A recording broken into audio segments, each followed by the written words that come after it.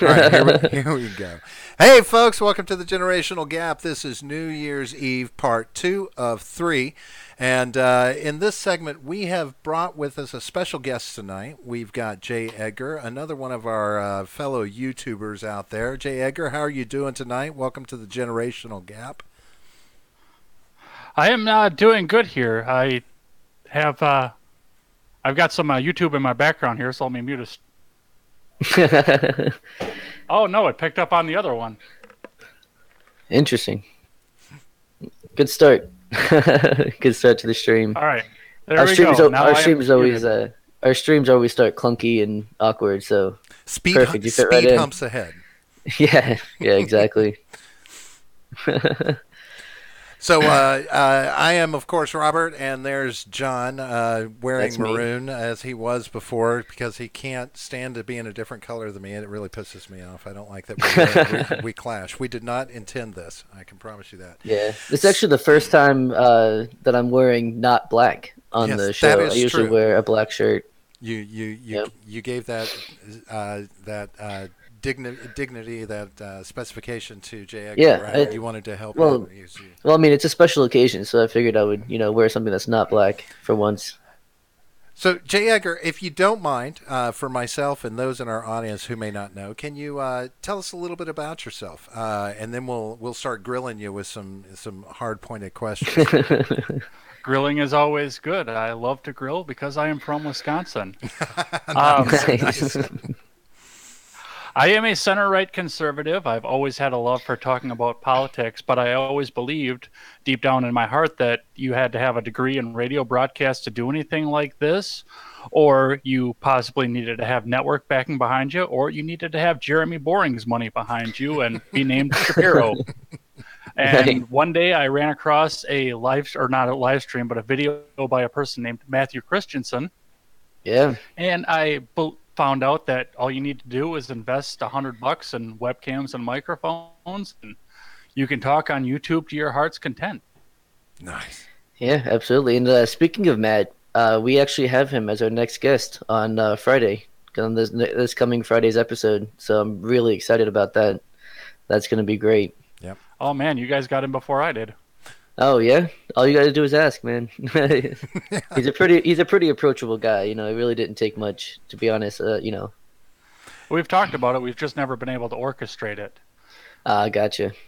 Yeah, in January of last year, right after my girlfriend broke up with me, I was already planning on starting my channel, but I started my channel. I was going to talk about California and it splitting apart initially, but then Parkland happened, and I just never looked back from there. Yeah. Parkland was definitely something worth talking about. Yeah, that was it was a very pivotal point in things, and I've listened to some of the things that you've said about Parkland, and I think you'd agree that that whole situation kind of went off the rails in the wrong direction, many wrong directions than it should have gone. It went off the rails in a lot of different directions that it should have gone, but I mean, honestly, it should have stopped 6 years before it ever happened to begin with. Mm. I can There's a agree with point. There's a point where you have to look at something and say, okay, this guy is killing little birds and making threats. Maybe we ought to back off just a little bit. Yeah. Yeah, I can. This might be a problem down the road. I can agree with that. These are some of the kind of things that I've talked with John about off mic with my thoughts on gun control and who we allow to sometimes exist in public, but even more so have weapons, have things that responsible, more straight thinking people would be capable of handling.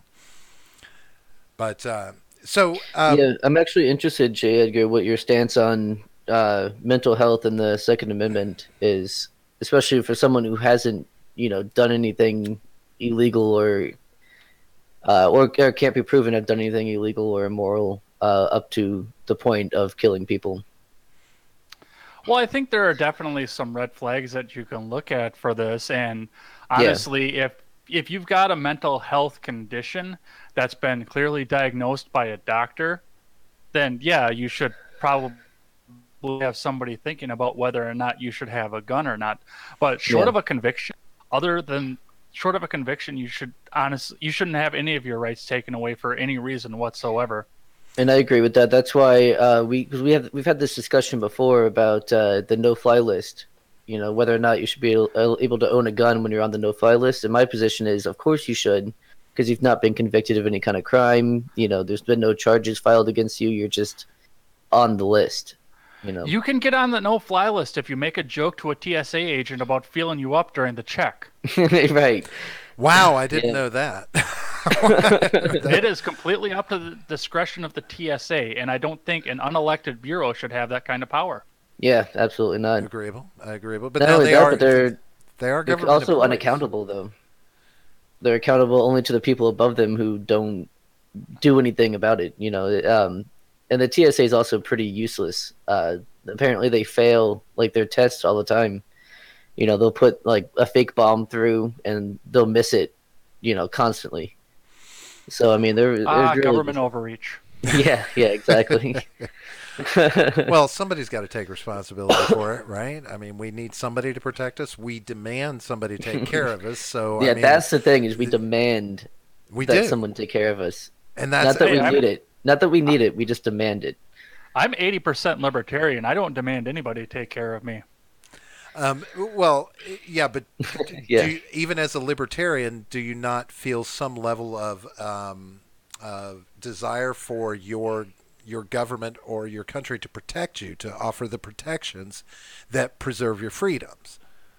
Oh, that's why I'm only 80%. I do understand the fact that there Okay. is a role for Gotcha. governments to play. Yeah. But you know what the real problem with libertarianism is, don't you? No, please. You'll get traffic jams from all the tanks on the freeway. Yeah, it's There it true. is, folks. But There it is. that's what the gun's for, though. You know. Well, I think tank trumps gun overall, doesn't it? No. I'm saying the gun on the tank. You can clear that traffic up real quick. Right, and I agree, Midget, that is the government's moral obligation to a certain extent. But remember, I mean, you know, we as a citizenry will always question the level to which they will protect us and what they deem necessary versus what we deem necessary. I mean, it always goes back to 1984 for me. That is the level of oversight that our government will reach for in our demand for protection and our demand for safety. It was also the year that I was. Oh, Oh, really? that's the year you were born. Yeah, Nice. that's funny. How prophetic. Yeah. So J. Edgar, you got started in the as what can be branded as the new media earlier this year. Is that correct? In 2018, when Parkland happened, right? Yeah, middle of February. And you have I've listened Sorry. to you. You have some pretty forward thinking ideas of what purpose new media can and is serving in the present climate, the present culture that we have now. Can you expound on that a little bit? Well, the thing about the new media versus the media that's out there is people are starting to wake up to the fact that they've been lied to for 50 years by the mainstream media, Right. because there are other people that are willing to go out and do the work and are no longer afraid. Excuse me. They're no longer afraid to go out there and put the message out there and tell the people about the work that they did. You've heard my sign off before. Never take the words of bloggers, podcasters, or journalists as gospel. Find all the facts and draw your own conclusions. Absolutely. And I think that absolutely holds true with the media and the new media as it is, because we didn't have any other source of facts for 50 years other than the mainstream media. And even before that, even back to the printing press, usually those were owned by one big company in town, and that was the only source that you could get information on the government from. Now you can get it Right. from anywhere. Connect check against 17 different commenters on the same news story. Yeah, it's true. And And I that. think, Oh, go ahead, John. No, go ahead. No, you go ahead. already... No, please, after me. Somebody go. I've been talking for 5 minutes. No, that's fine. That's why we have you here. We want to take a break, you know. No,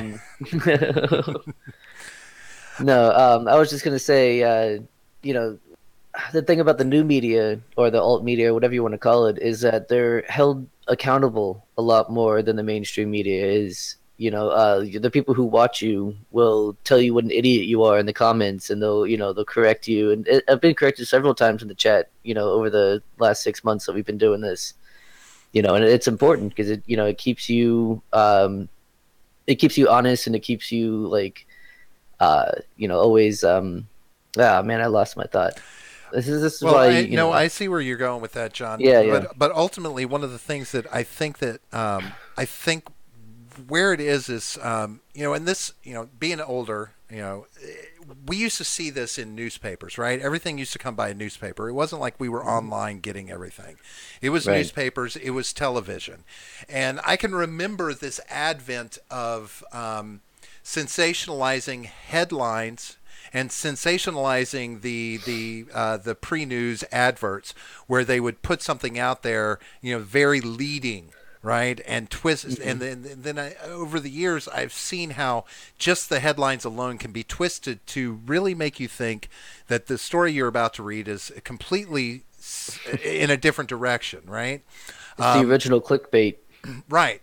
Well, and I see a lot of people that are they're running on headlines. They're not actually going through the 12 different news articles to get the information. They're fueling their thoughts. They're fueling what they think based off headlines versus actually delving for the truth, which is always the suggested thing. If you're not going to read and you're not going to balance different sources, but we didn't used to have such polarized sources, or not openly, I should say. I was going to say, not openly. I think there's always been a level of polarization to the mainstream media.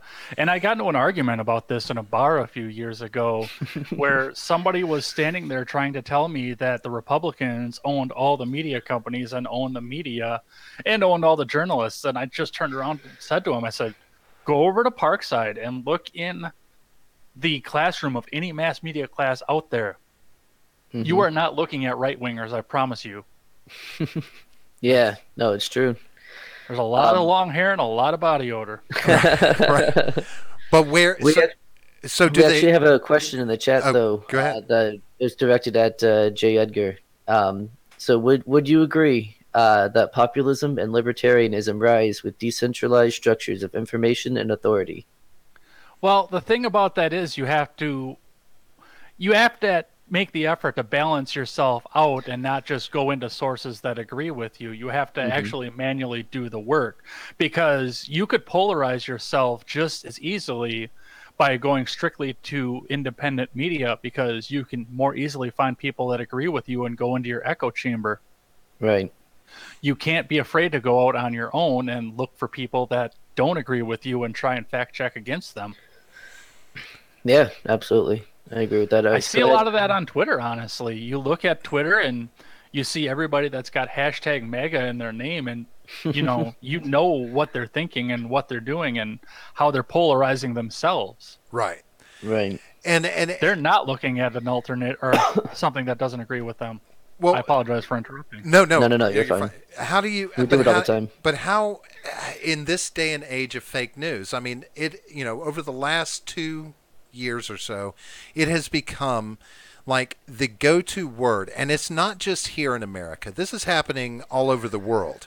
I mean, we're hearing, I see things from BBC talk about fake news. I see things in other countries where this is becoming a point of reference. So apparently the media across the world is having these issues with fake news. So how do we begin to find a source that's actually telling us what's true without sitting and going to public record on these incidents and situations that are actually happening in our country and the world today?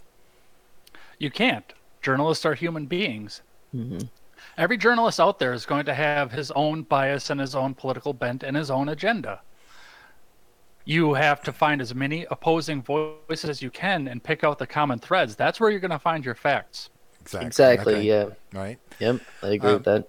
So, if you had to call out do you still have respect for any mainstream media outlets?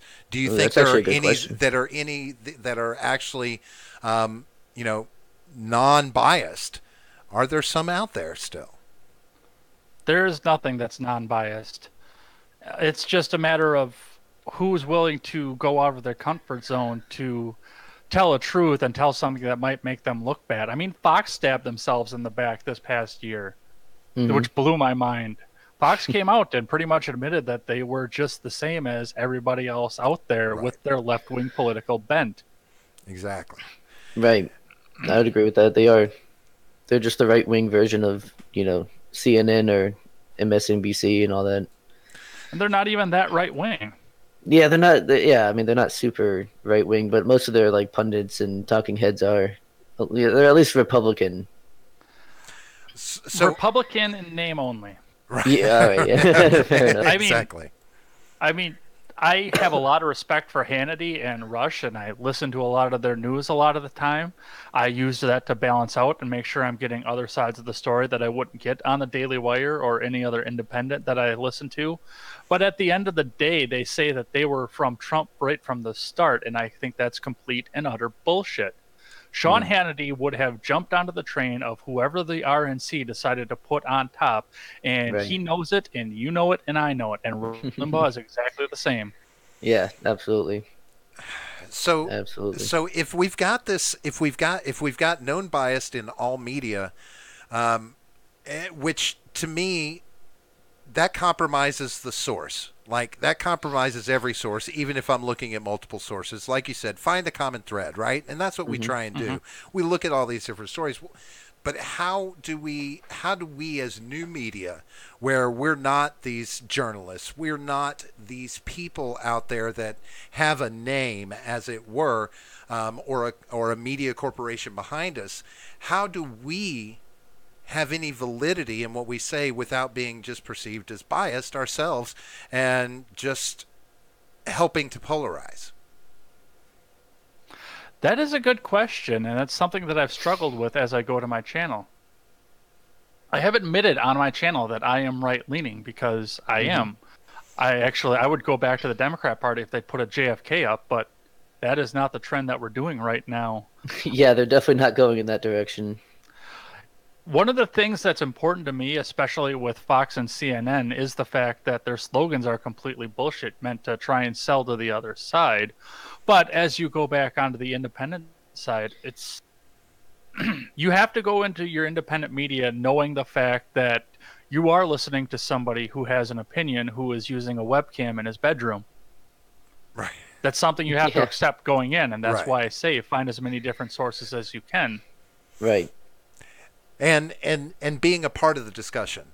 I think from a user standpoint, that is a very important thing, right? I mean, you've got to be part of the discussion more than anything, and that's what this new media allows, is for more open dialogue about these issues, right? So everybody can flame at each other all they want, and and say their piece.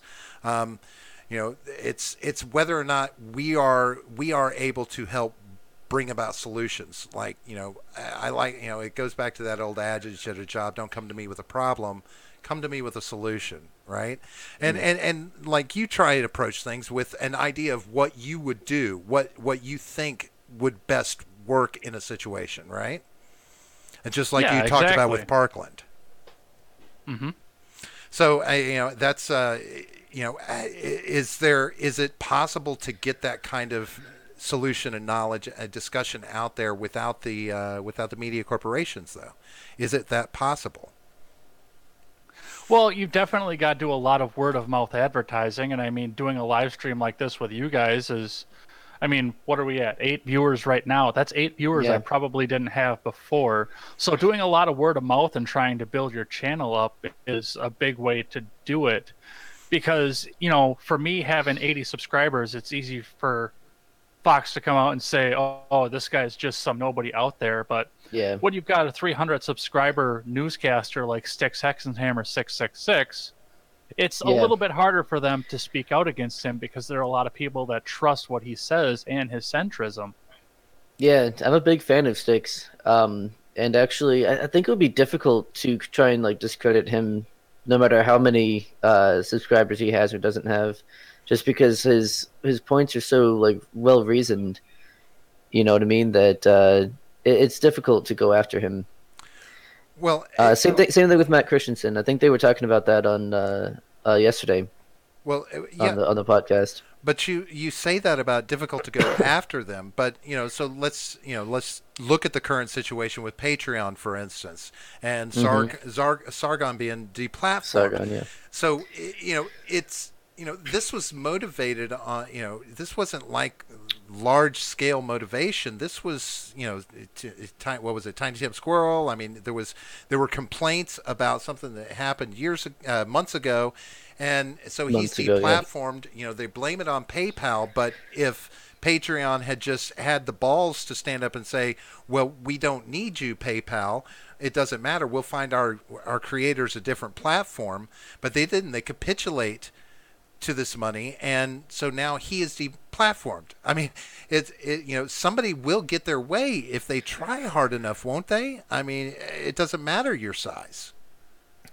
Well, that's a big part of it too, and we have people out there, the big name media companies, and even the missing link media companies like the Daily Wire. I keep coming back and referencing them.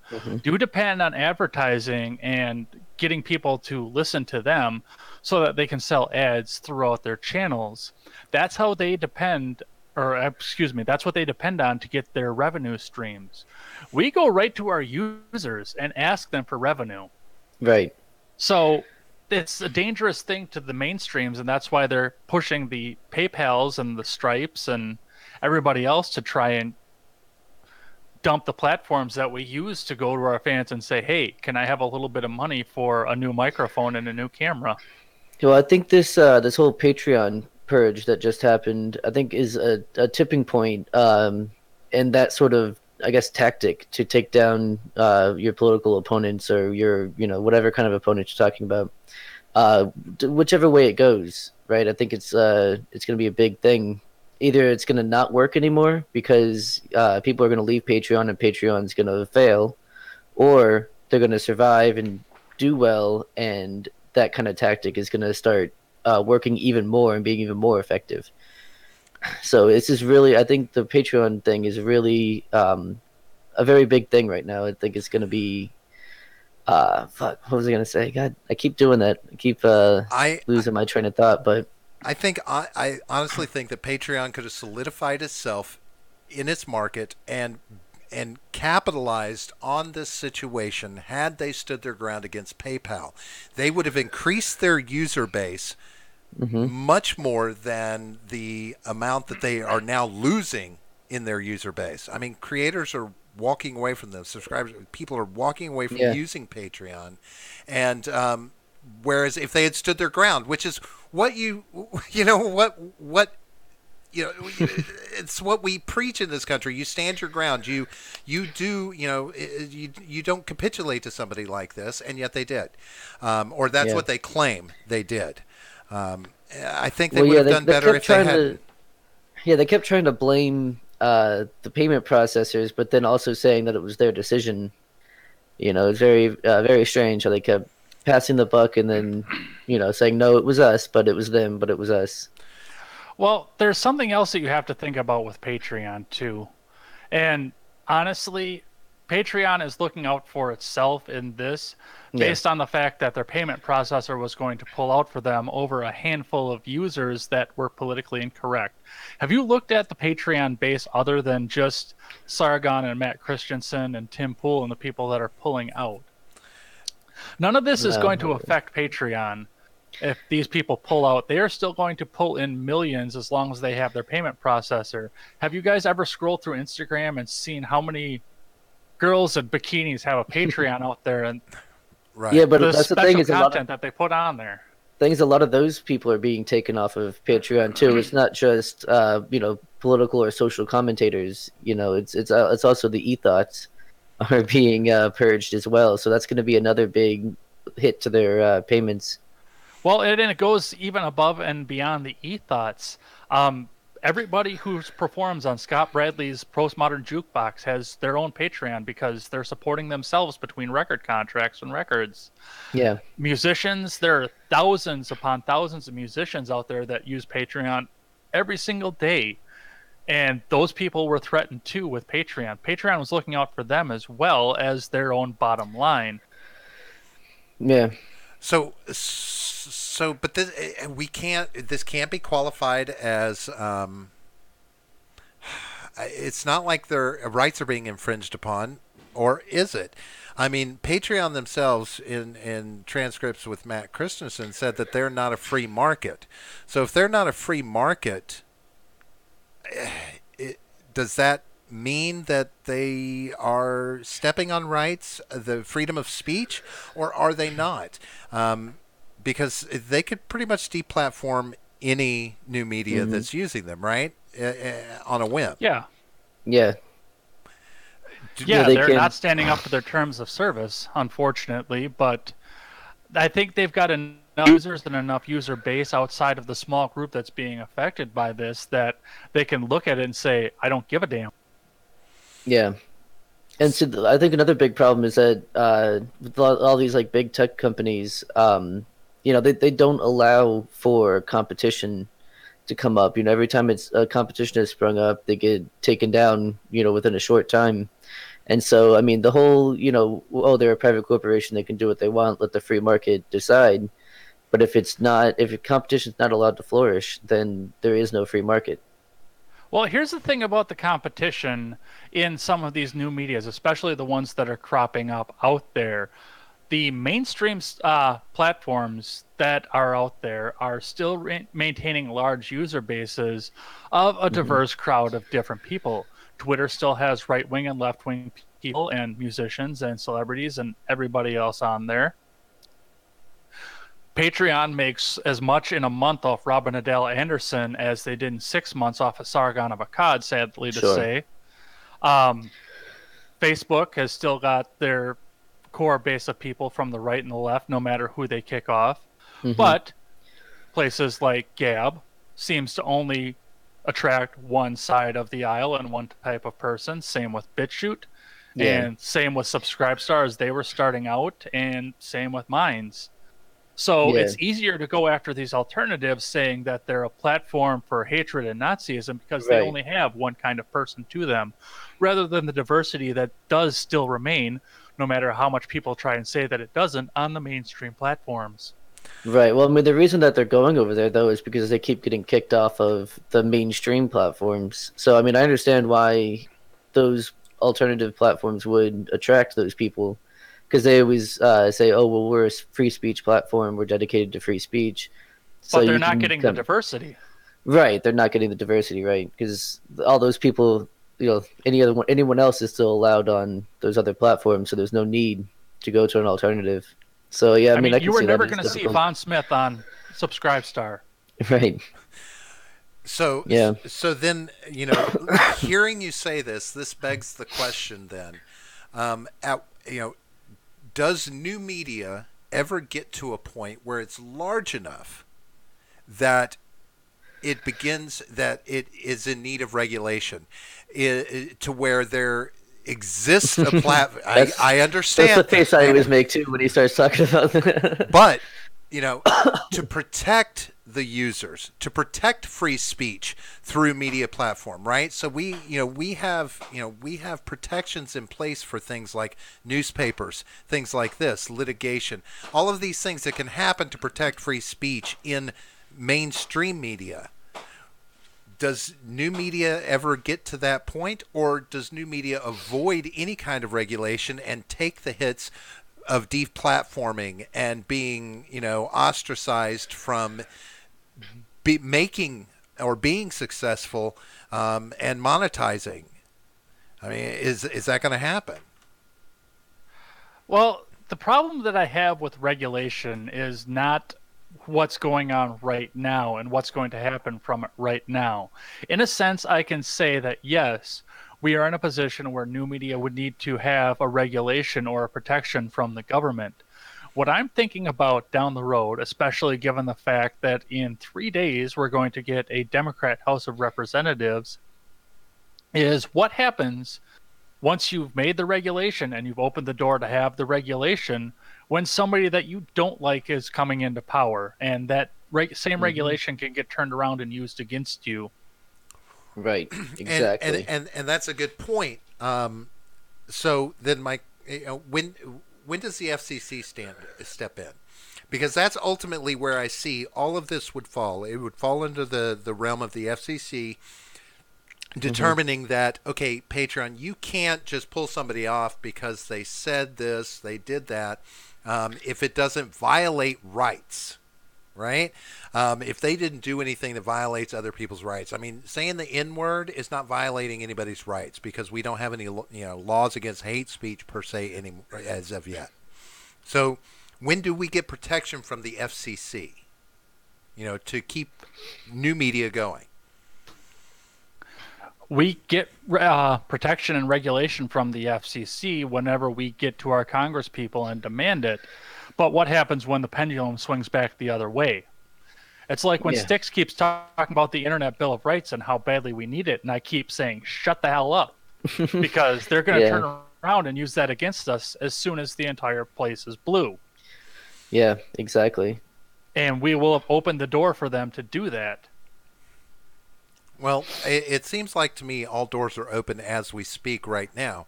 I mean, I don't see how anyone is protected in a sense other than, like not being monetized. Like we're not monetized on this show, so we're we're kind of protected as long as we don't violate YouTube's terms of service. But if we were to go somewhere with this 2 years down the road where we're a name, how easy for people can just cut your legs out from under you in a heartbeat in this day and age.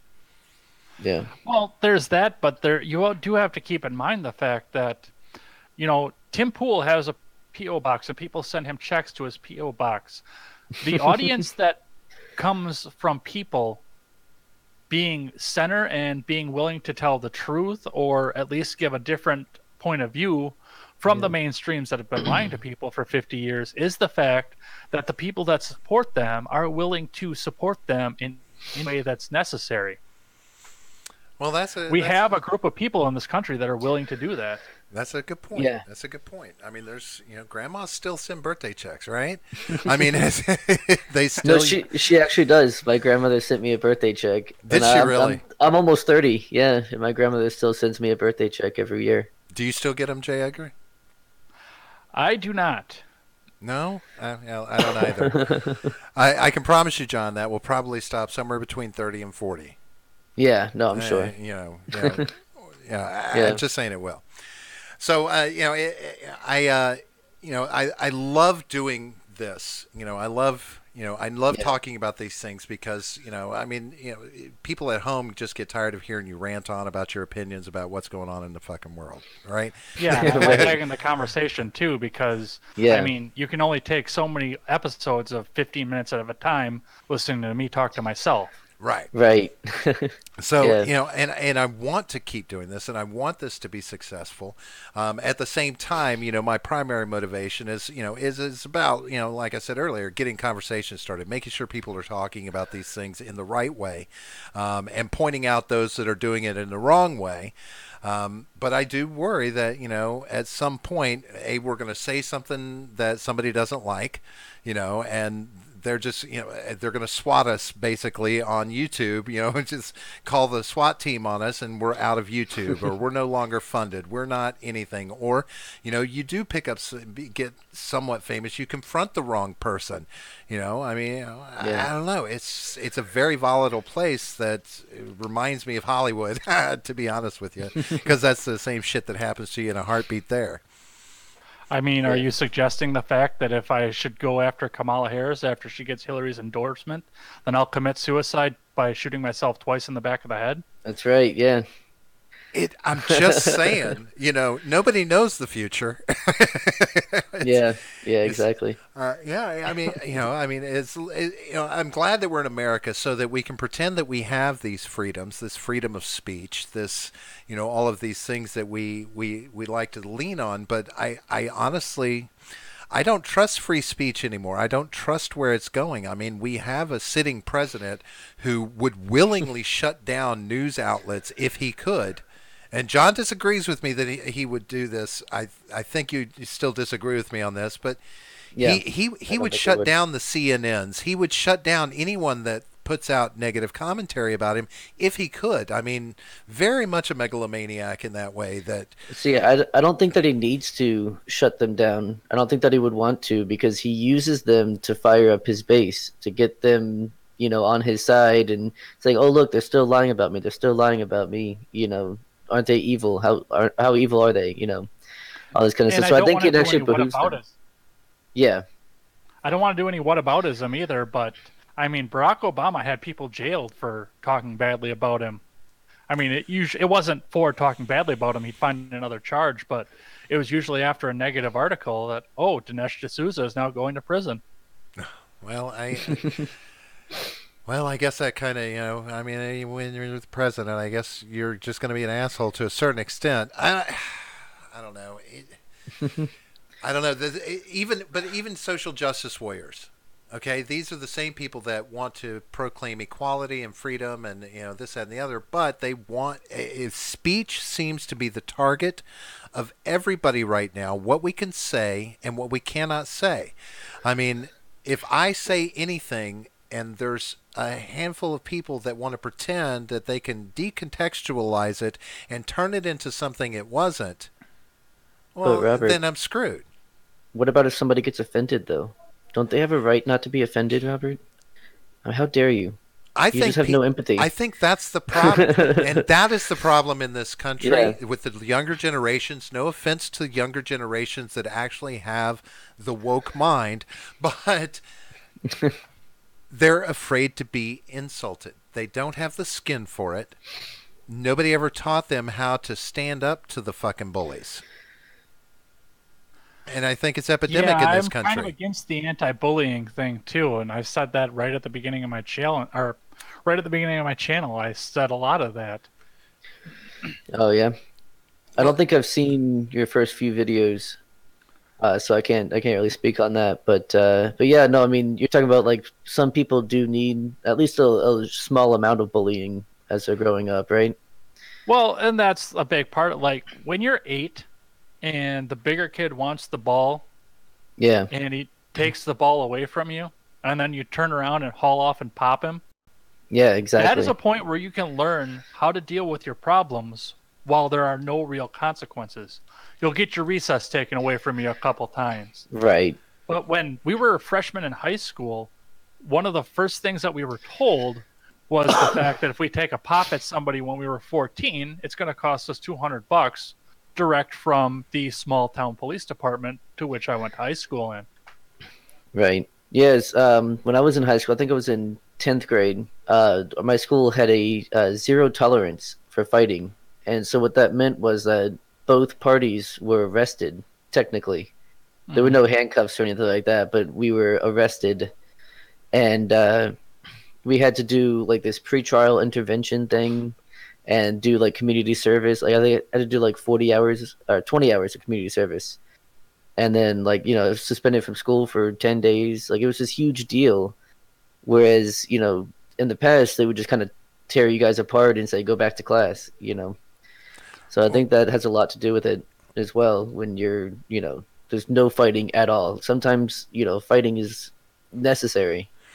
well, my daughters actually go to a school that has a zero touch policy.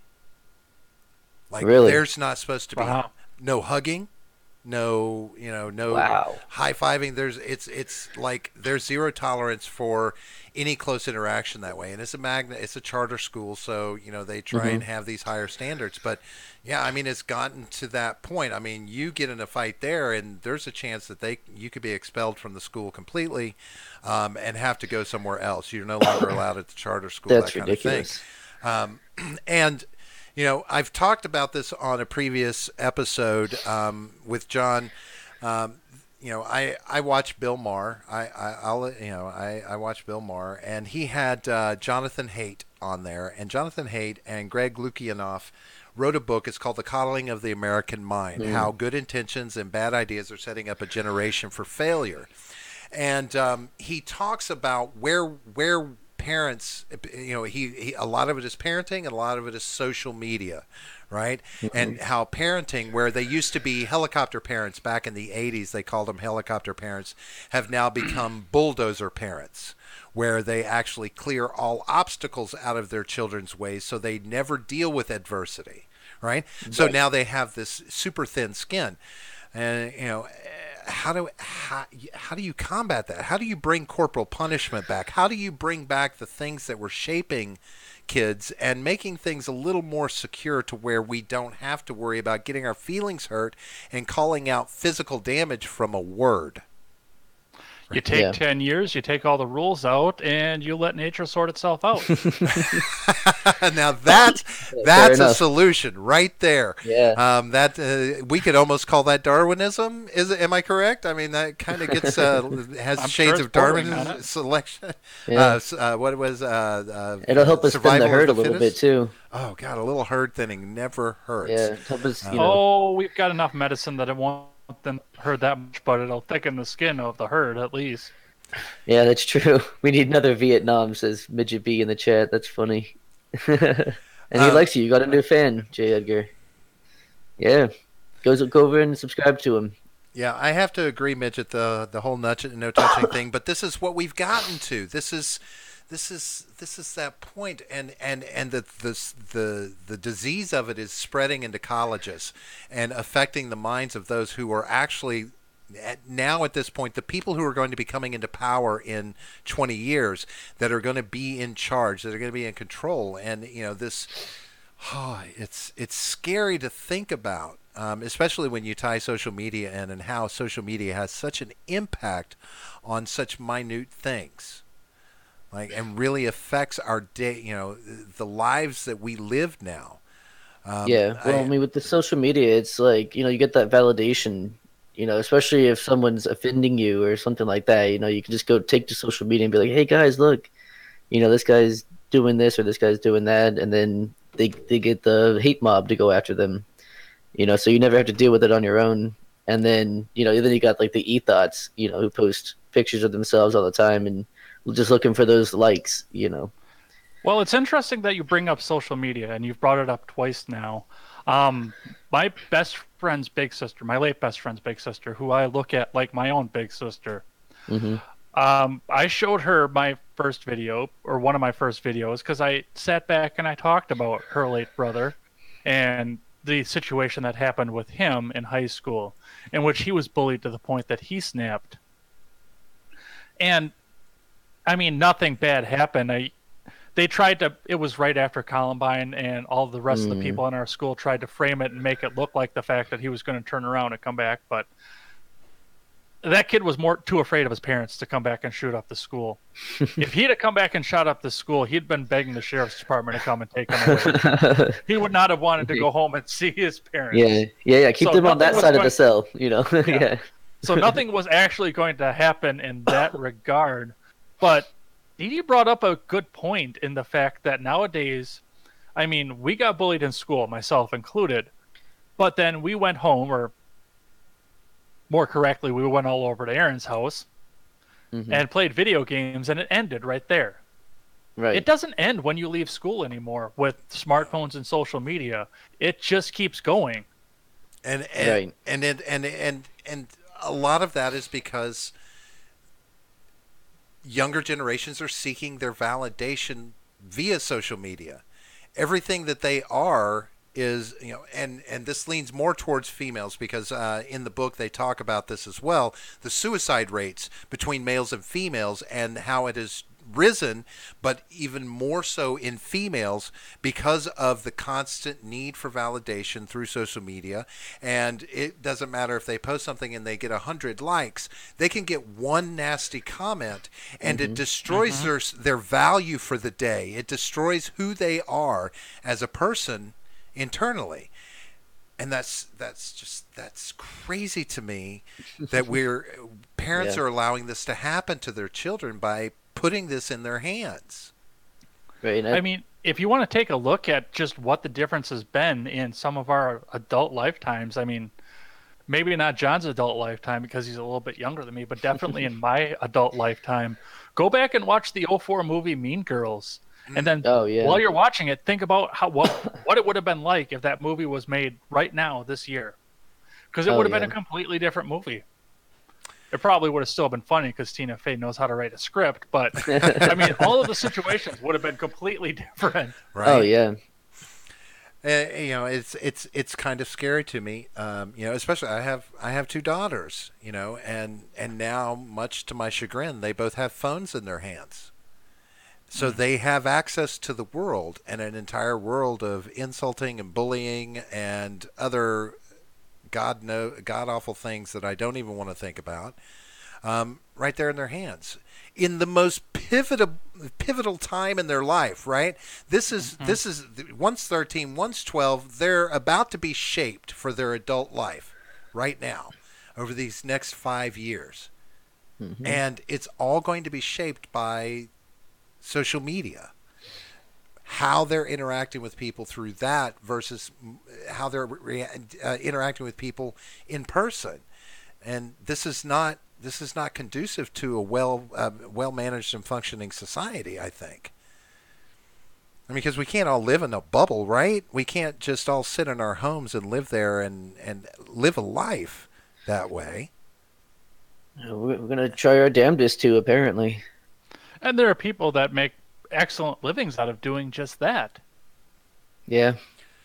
It's true. Present company included or excluded? No, I still go out into the world. I've actually been trying to put myself out into the world a little bit more because I had kind of, right before I started my channel, just sat and isolated myself while my last relationship was going to hell. I was very isolated in that. It's easy to do, though, right? It's, Yeah. I mean, it's easy to isolate yourself now and not feel isolated to where we can't even tell what being lonely is anymore. You ask people if you're lonely and if they're lonely, and they'll be like, "Oh, no, I'm not lonely. I have lots of friends." I said, "Well, how often do you go out and see your friends?" "Well, I never. Usually I'm just talking to them on the phone." So you're lonely. Right. You're fucking lonely. I don't know. I don't care how you look at it. You're lonely. Yeah, I can see that. But see now, Midget was saying he's talking about social media with victims of NPC abuse on Twitter, questioning gospel and going to suicide. This happens all the time, and it doesn't necessarily just have to do with self-value, but it also core values. Lots of different ways that it can happen. And then Cameron, I agree with you on this. This is brought about from the rise of individualism, and I agree with that completely. This entire idea that you are an individual, that you are different, that you are special is the crux of the snowflake epidemic that we have now. See, I disagree with the definition of individualism. Yeah, so do I, honestly. Well, but how it's So I viewed. think we're talking about something different, though. It's like you're putting too much importance on other people for your self-esteem. That is not individualism. Individualism is about personal responsibility. Right. Making yourself better, putting yourself up rather than relying on others to raise you up. Right, but and I think there's a definite difference between individualism and snowflakeism because, I mean, it started, and I watched some of it in my age group. I'm 34 now, and I was seeing some of the starts of it with people my own age. There's a difference between individualism and you're saying that you can never do anything wrong. Everything that you do is right, and you are going to be the most amazing thing in the world, no matter what it is you do.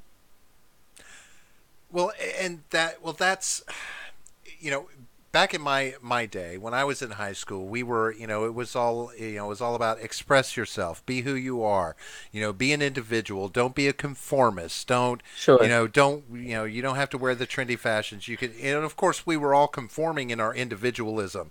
That's what individual, it was just a different form of conformity, right?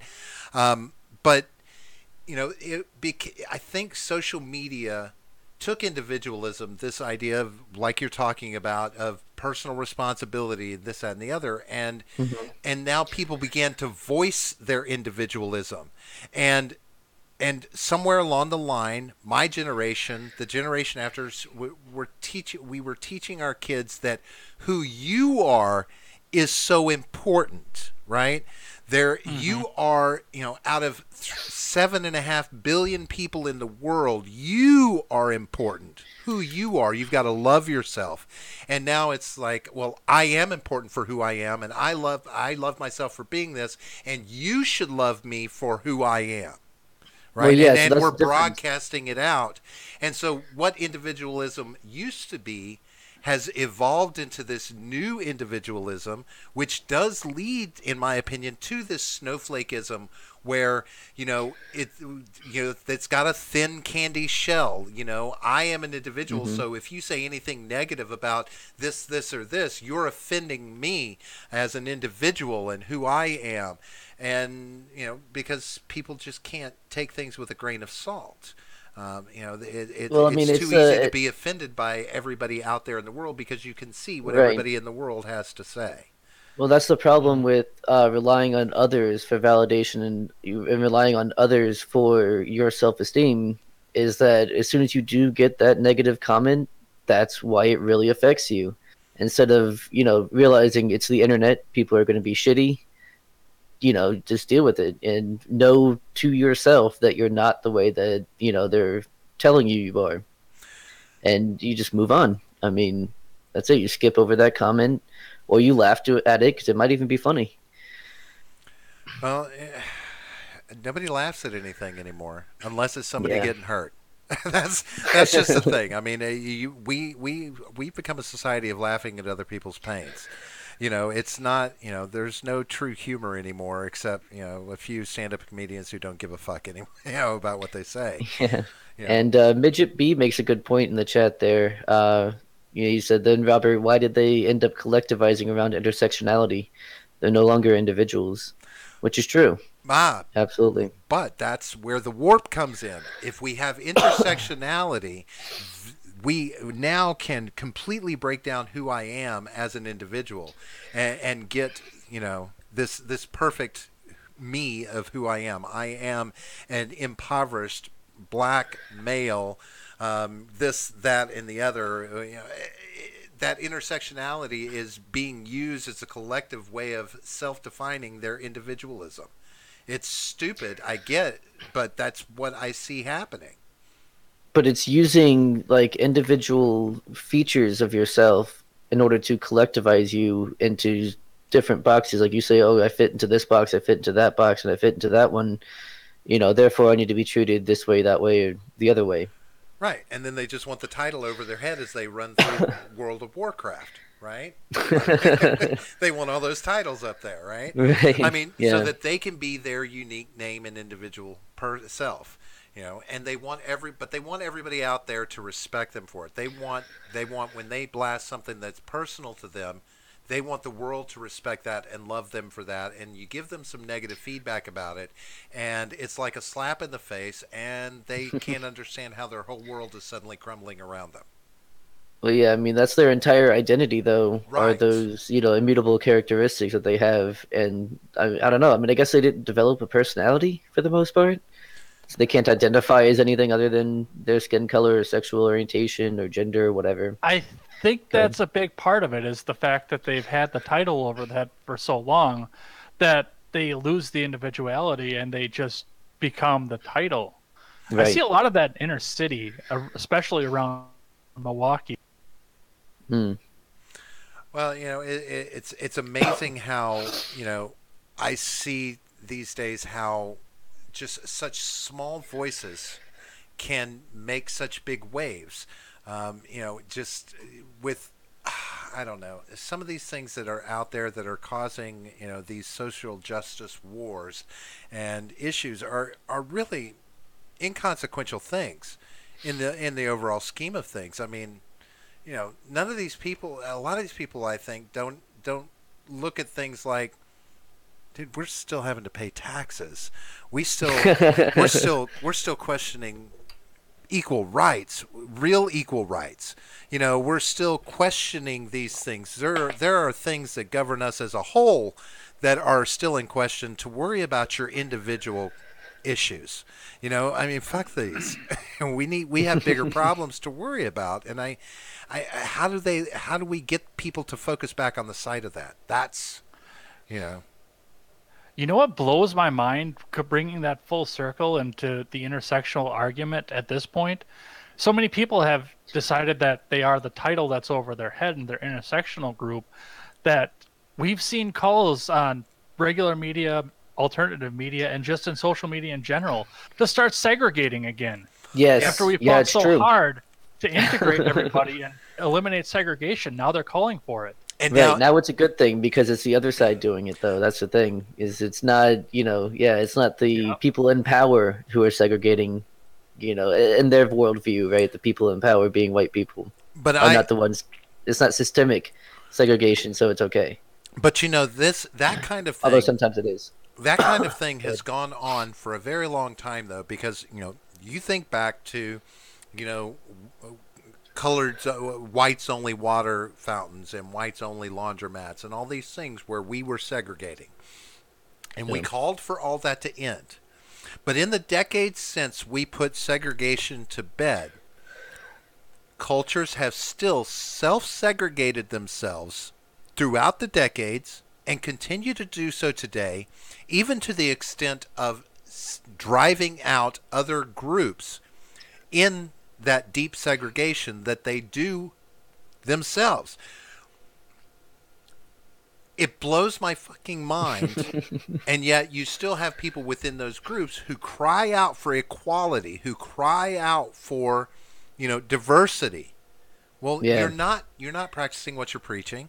We don't have a society that is doing that at all. I mean, how do you combat even that, where people are self-segregating, self-polarizing themselves, based off whatever it is, skin color, religion, etc. I think the smartest thing to do is say, yes, let's just start segregating people again. Fuck it. Let's just do it. Let's just do it.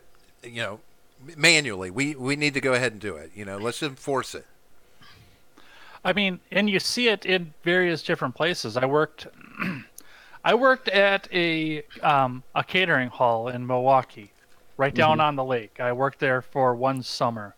And in Milwaukee, if you're working at a restaurant, you're very much likely to attract a lot of inner city people for your catering. And it's, I'm not saying inner city like, I'm not trying to hang a race to it, because there were more than one. Look, there were more than one race that went with that. But demographics speak for themselves, right? Yeah. Well, and if you look at Milwaukee, it's a large Hispanic population on the south side of Milwaukee, and a large African American population on the north side of Milwaukee. Right. And to listen to them talk, I mean, they're so afraid of each other, and I think the self-segregation does that too. One of the girls that I worked with looked at me right in the eye when we were talking about the layout of Milwaukee, and she said, "I won't go past Lincoln." Right. But who will they blame for it? Like, if you were to point out to them that they are segregated in how they live right now, will they take responsibility for that on themselves, or will they point to racism, our government, things like this, forcing that segregation? No one takes responsibility, in my opinion, for it happening. Well, I do think the government does have a hand in it, but I don't think it's forced. I think it is encouraged. Thank you very much. Well, no, it absolutely is, though. I've noticed that in my trips to Chicago, especially with the way that they run those cities. They very much have a culture of dependency on the government, and that kind of like they do a lot of they'll, what is it called, Section 8 housing. Mm-hmm. And so those are only going to be in certain areas, right? And a lot of people need that. So they're putting groups of people in different parts of the city. That's why the south side of Chicago is the more dangerous side, whereas the north side is much nicer.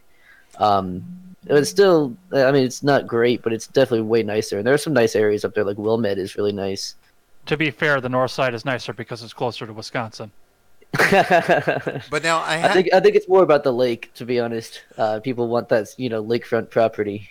But, but yeah, that's funny though. I like that. But I will say that I think that these communities, these areas where you see this kind of segregation, need the wake up call where they realize that while it may have been something put on them in a sense, supplied to them, this opportunity to segregate, this created, it is now self-sustaining.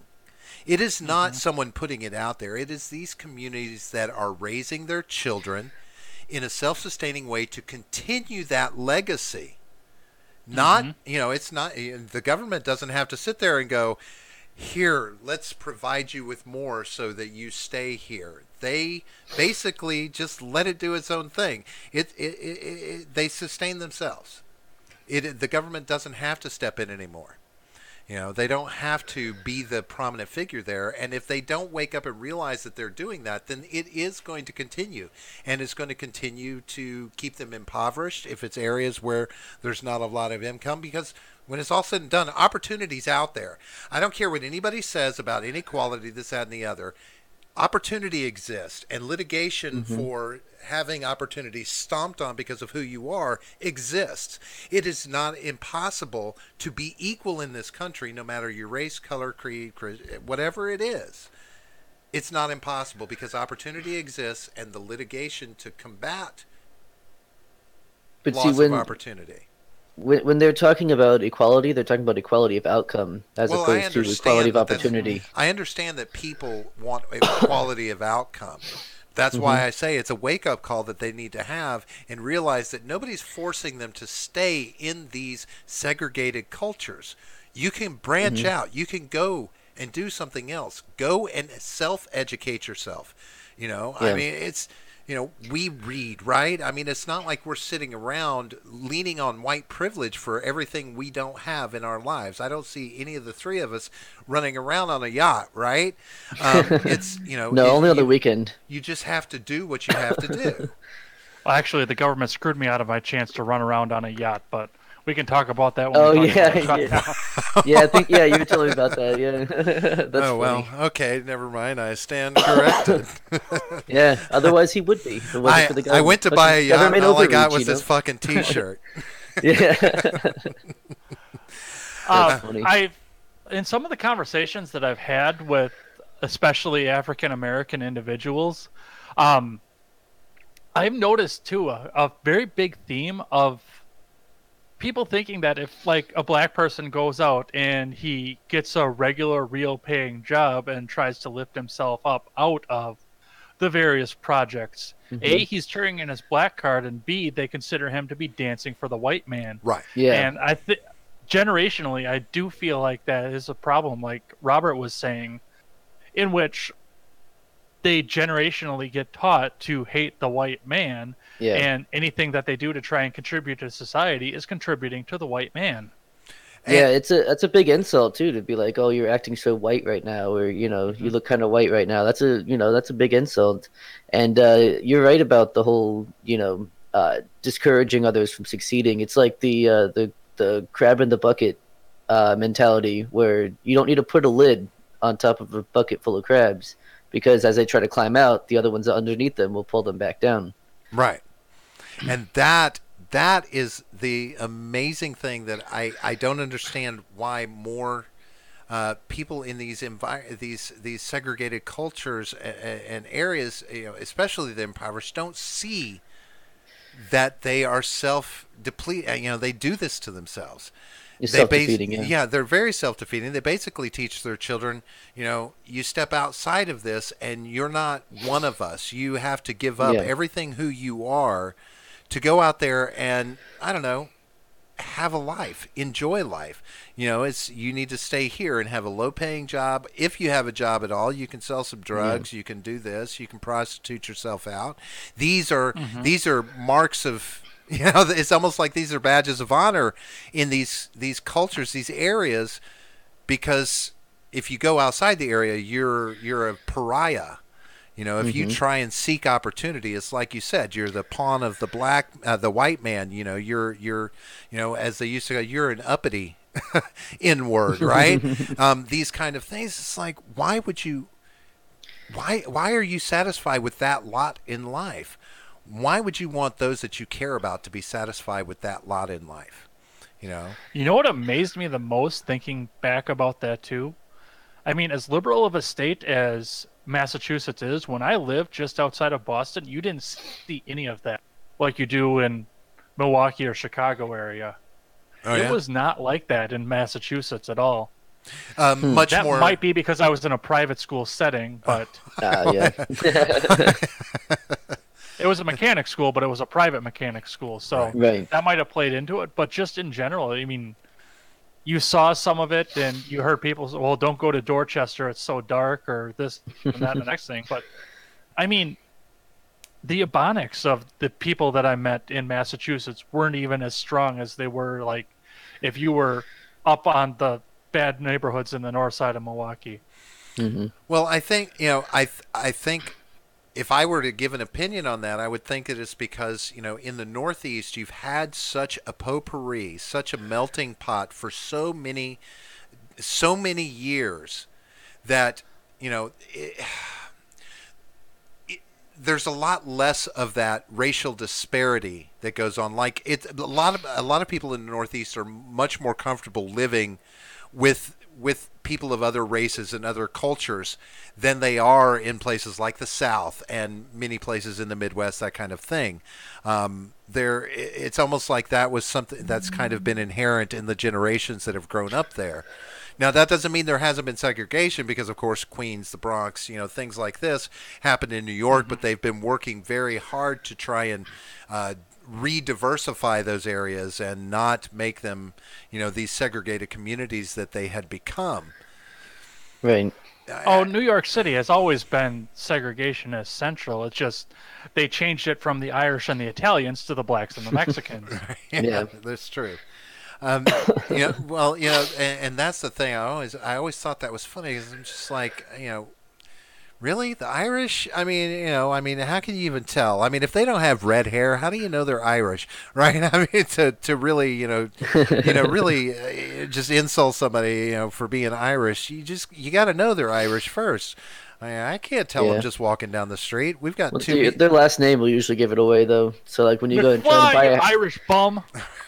And also their accent, especially back then, when they first came over, the accent would give it away right away, unless you were like a really good, impressionist or something. Well, I have an anecdote about the this kind of thing because I've told John this before, and I'll share it with you, J. Edgar. Is I believe that it's Ed, by the way. Oh, do you prefer just Ed? Ed's great, yeah. Great. That's got it.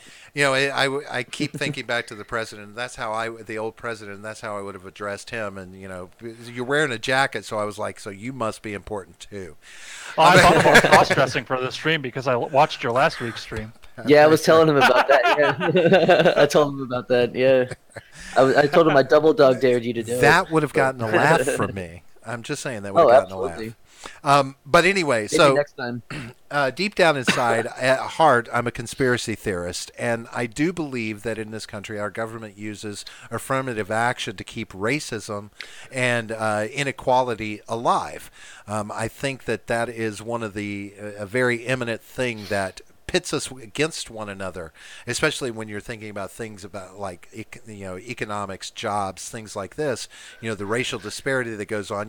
There's been talk in the past about companies having quotas, which how true it was or not, whatever. But you have to. It's a law in California now. Right. Okay. So there you go. Isn't that because I was That's pretty just sure women. Yeah, but I was pretty sure that quotas were illegal, like at a federal level. But maybe I'm wrong about that. Oh, I guarantee that gets struck down by the Supreme Court in D.C. Yeah. But yeah, California passed a law. Every company has to have a certain amount of female CEOs. That's right, I do remember that. Oh no, it was on their board of directors. Board members, rather, not CEOs. Yeah, I remember that now. Yeah. So no, yeah, I'm pretty sure that's going to get struck down because that's not that's unconstitutional. That's gender discrimination. Right. And but it's these kind of things that affirmative action has kept this alive, and had two different friends that I asked this. Both were African American, and I put this question to them. I said, "Okay, we were talking about racism. These were people that you could actually talk about racism to and share your opinions. And they did. They had skin. They had thick skin, right?"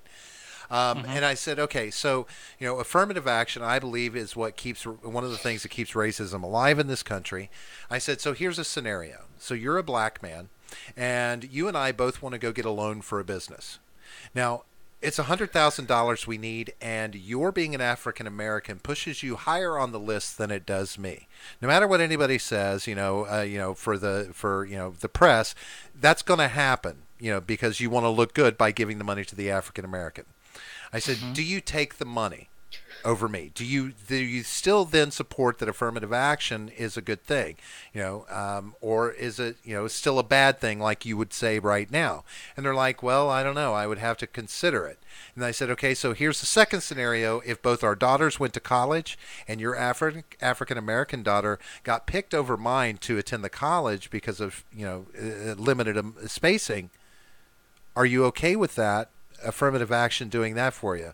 Well, yeah, definitely. I'm okay for that. Mm-hmm. So it feeds and it will even change the mind of someone who could see that it promotes racism, it promotes inequality in the country, or discrimination. or discrimination. It keeps it at the forefront of our minds, right? But we'll take the advantages that it affords them when it does. And, if we just did away with it, I think that would be a very strong stepping stone to getting rid of these discriminatory practices and how present it is in our society, because, God, it makes me nauseous hearing about it. It's like, half the time it's overblown, it's over exaggerated, and the other half of the time it's like, Jesus Christ, what was this person thinking? But we have so many situations creating it, and snowflakes are not helping. Social justice warriors are not helping the situation any. No, Well, and that definitely. level of wokeness went all the way back even to mainstream culture in the 90s. Do you remember the Mhm. King of the Hill episode where Nancy broke up with John Redcorn and went back to Dale? Joseph has a father. Well, let's see when it's time to get him into college, what box you check then. Right? Yeah. Right. Yeah, And it does make a huge difference. I think that it affects everyone, and so then it gets the rest of us called out, because if I complain about it, well, I'm white. I don't have a voice. I don't have a dog in this fight, as it were, right? I don't have a voice in you know racial issues. I don't have a voice in sex gender issues. I don't have this voice because I'm white male, and right. my opinion doesn't matter. I shouldn't be a part of the discussion about it. So Yeah. how does anything ever change if the only people who are supposed to be talking about it are the people who are just sitting around constantly offended by it?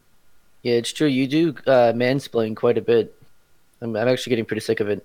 Well, it's It's too because you much to handle. you fucked up and brought your vagina to this conversation. Oh yeah, that was me. It's Um, true. it's not my fault the vagina makes you nervous. We have a melting pot of a country. That's what this country is based on: is a melting pot of individual cultures, individual religions, individual races. It's about being diverse, but being a united diversity, right? And we don't have that. And I'm of the opinion, and this can take us into a whole nother conversation. But I'm of the opinion we just need to shut the fucking doors and get our shit solved before we let any more in. I'm tired of people coming into this country and creating more of this division in the country that is tearing us apart. Like I'm all for shutting down all borders, like all borders, and I don't care if anybody agrees with me on that. I've told John this before. I have a T-shirt that says "Fuck off, we're full." We Yes, we it have does. too many problems ourselves to be trying to deal with bringing more problems in on a constant and regular basis. I mean, do I want a wall? Well, I want a wall all the way around. I want the plane shut down. I want immigration. I want it shut down for now. Not permanently, but till we get our own shit figured out. Opinion? Ed, what do you think about that kind of situation? I'm not ready to shut down all immigration. Honestly, I'm ready to strengthen the voting process, obviously, but Hmm. we'd have to have a consensus in government to do it.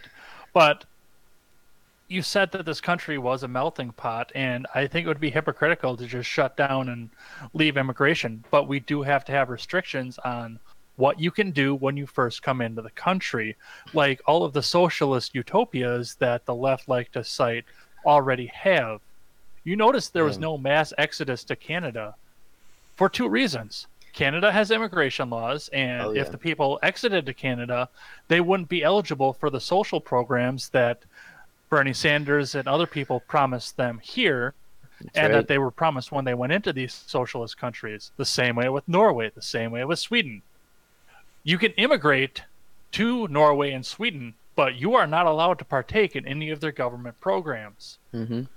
for, I think it's 10 years after you immigrate. Yeah. I was about to say, I hate to put these words in this order like this, but I like the way Canada does it, with the immigration and all that. They have a nice strict system.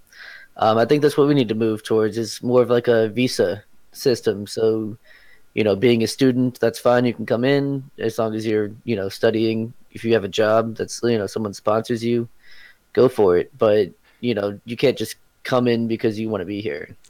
Well, and that's where I'm going with that too. Yeah. If we put the restrictions on where you can't partake in the social programs as soon as you get here, you're going to see a Hmm. lot of this dry up. The Yeah. legal and the illegal for the people who are just coming to get the benefits Right. because they can't go to Denmark and get the benefits. They have to come here and then they get them right away.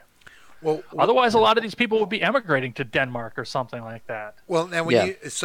when you say social programs, so you would be referring to like welfare. You'll Yeah, use the that's a term one of them. welfare. So, so what about medical care? So would people still be able to get medical care even if they're just on a work visa working for a company, or it would depend on the company to provide them with some sort of medical care? The Is company that would have to considered a provide them social with medical program? insurance.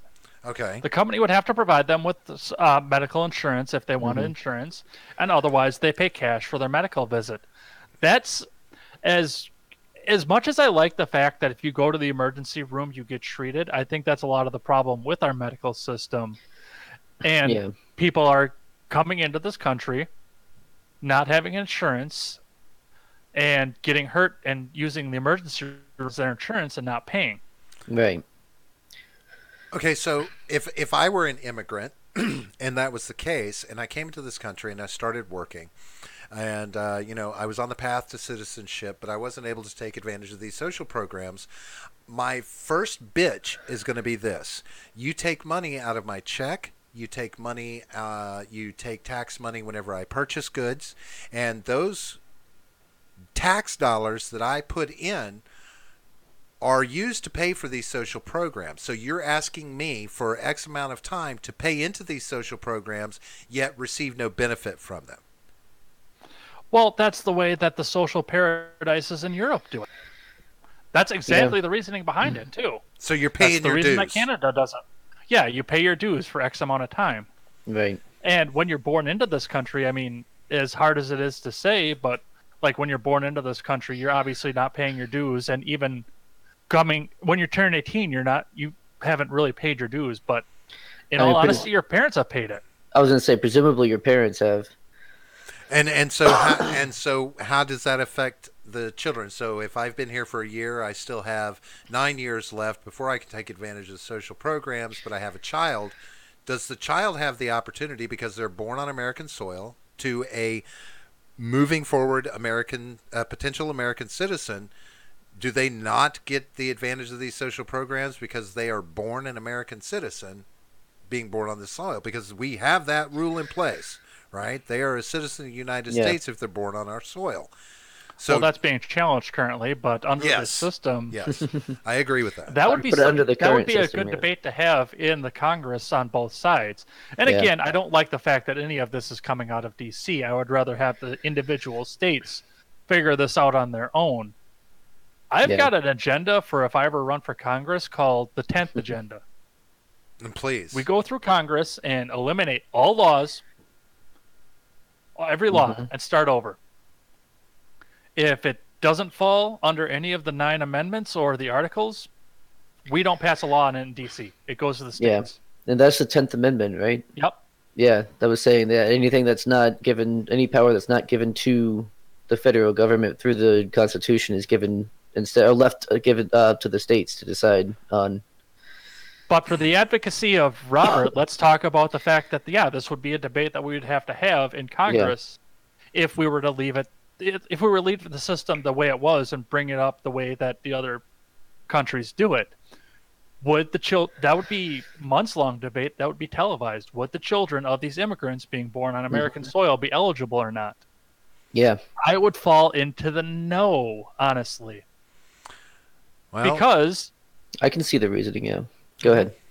yeah, because I mean, what's to stop a bunch of people from, to use the dirty colloquial term, plopping down a bunch of anchor babies and taking advantage of the system? I wish there was a better way to word it and describe it, but I mean, that's exactly what it would be. but that's what Right. that happens now. Yes, exactly. And that's why Right, we would so- need to have the debate.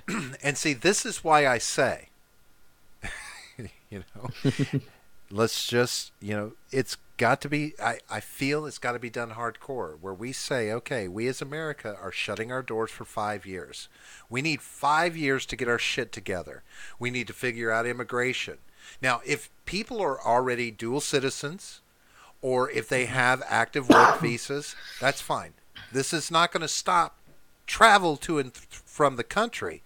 But there are no new opportunities for immigration at this time till we get what we've got sorted out. I mean, I've listened to different sources say that to sort out all of the people that are on a path to citizenship, that are going through the immigration process right now, it could take anywhere up 14 to 20 years to just get through everybody that we've got trying to get through the system now, because of so much backlog, because of our inadequate system that's currently in place.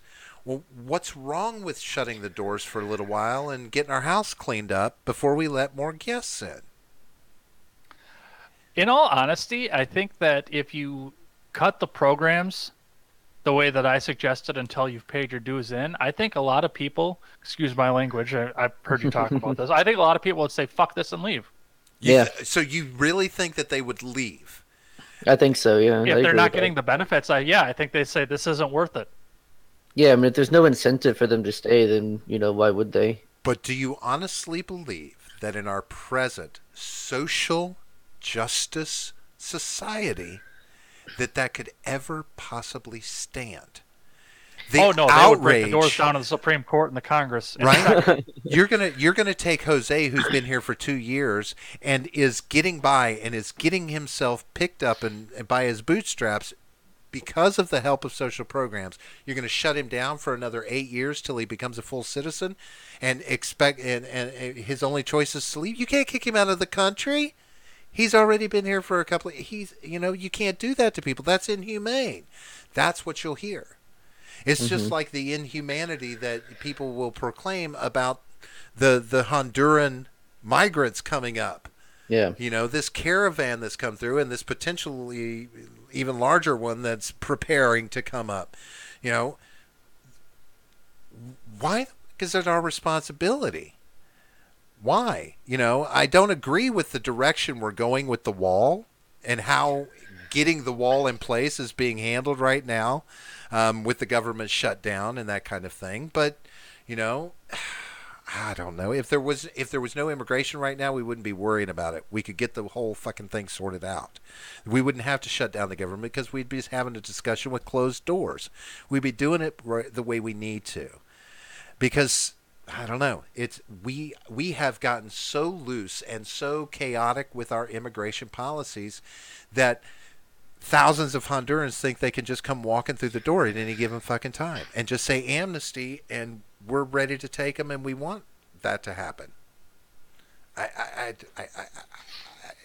can't wrap my head around it.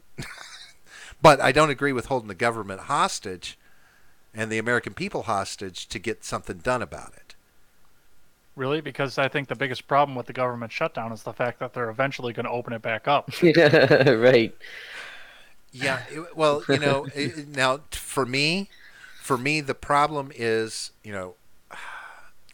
I don't have such a big problem with the government shutting down if it weren't for the fact that there's hundreds of thousands of people out there that are affected by it in the way that they're paid, and the families that they have that work for the government that have no dog in this fight, right? But they're being negatively impacted by this government shutdown, and it's just shitty to do that to American citizens who work hard for their money and to take care of themselves.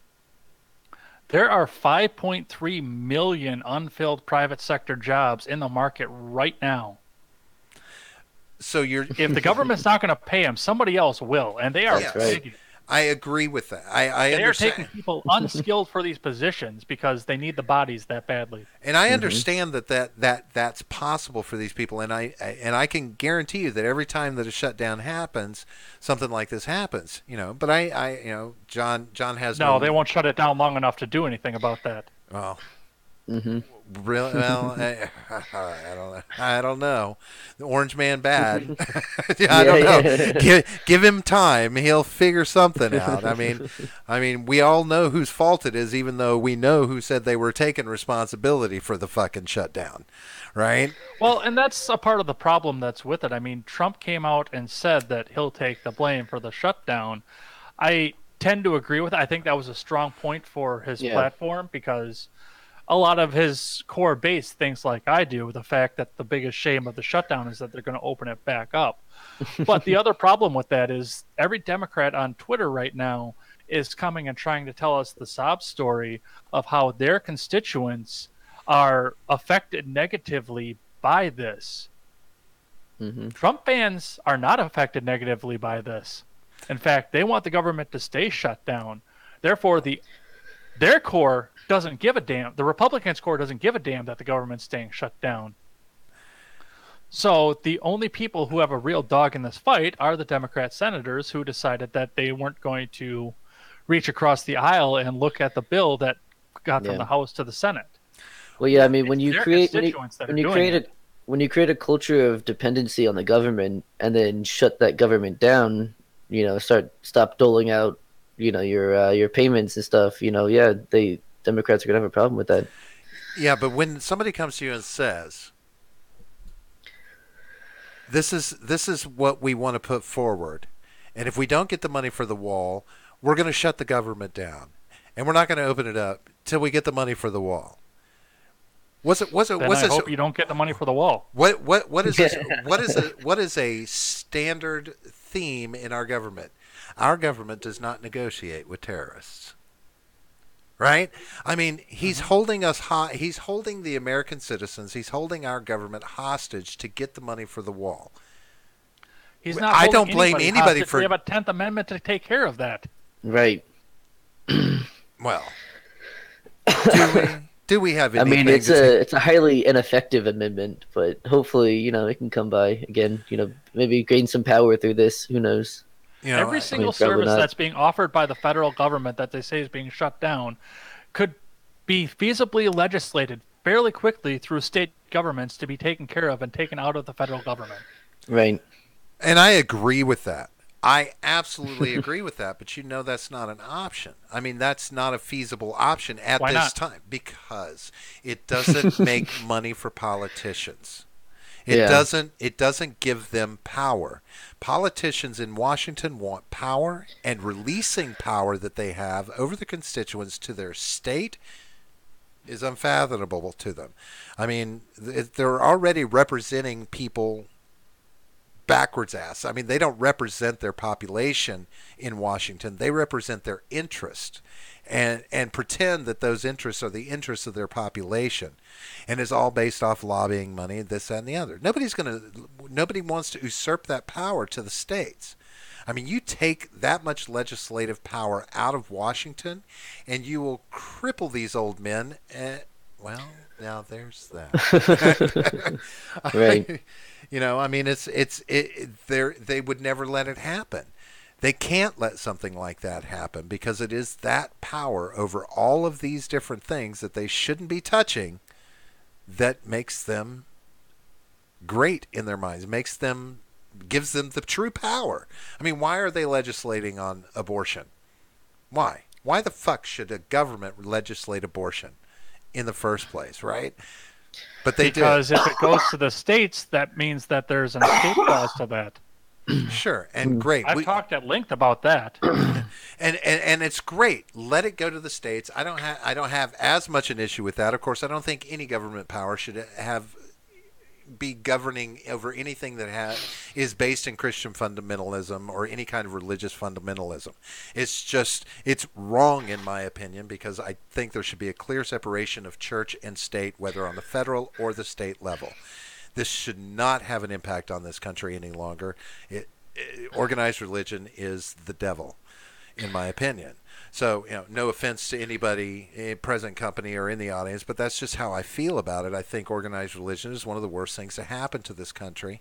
And, look at what it does to our government. With the abortion thing, I think religion has been taken out of it quite a bit. It's people now, at least from what I hear, so maybe it's my own, echo chamber, filter, whatever. But I usually see like a moral argument for it as opposed to a religious one. You want to hear an argument that's not moral or religious? Yeah. Unpopular opinion among Republicans. I don't give a damn about abortion. If you can look yourself in the mirror and your doctor agrees with it, go have whatever abortion you want. But we don't need to be funding a billion-dollar private corporation with taxpayer funds. Yeah. When they could easily stand on their own, and if they can't, all of Hollywood is going to pull up their money and bail their asses out. Yeah. It's true. Fair enough. It's absolutely true. I think money gets spent completely fucked up in this country. I mean, I think it was you, John, or someone was finally clued me into the fact that even Facebook gets government subsidies. Yeah, that was me. I told you that, yeah. What? Yeah. Why? Why? It's in exchange for them using and abetting emergency services. Mm-hmm.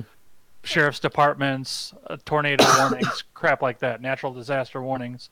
It's an easier way to communicate because everybody has Facebook, and that app is pre-installed on any smartphone that you buy today. It is, yeah. Twitter is pre-installed on any smartphone that you buy today. For the same reason, Twitter gets government subsidies for that, too. Right. So then because of that, since they get government subsidies, then doesn't the government have every right to fully regulate those entities as much as they want? Can they not use that argument? Fully, but partially for sure. I mean, I think the argument more comes down to, does the First Amendment apply to those corporations like Facebook and Twitter? You know what I mean? Because when they, when they ban you as something that receives government money, would that not be a violation of your First Amendment? Like, that's the argument, that I've seen. And I want to discuss that. That would be great.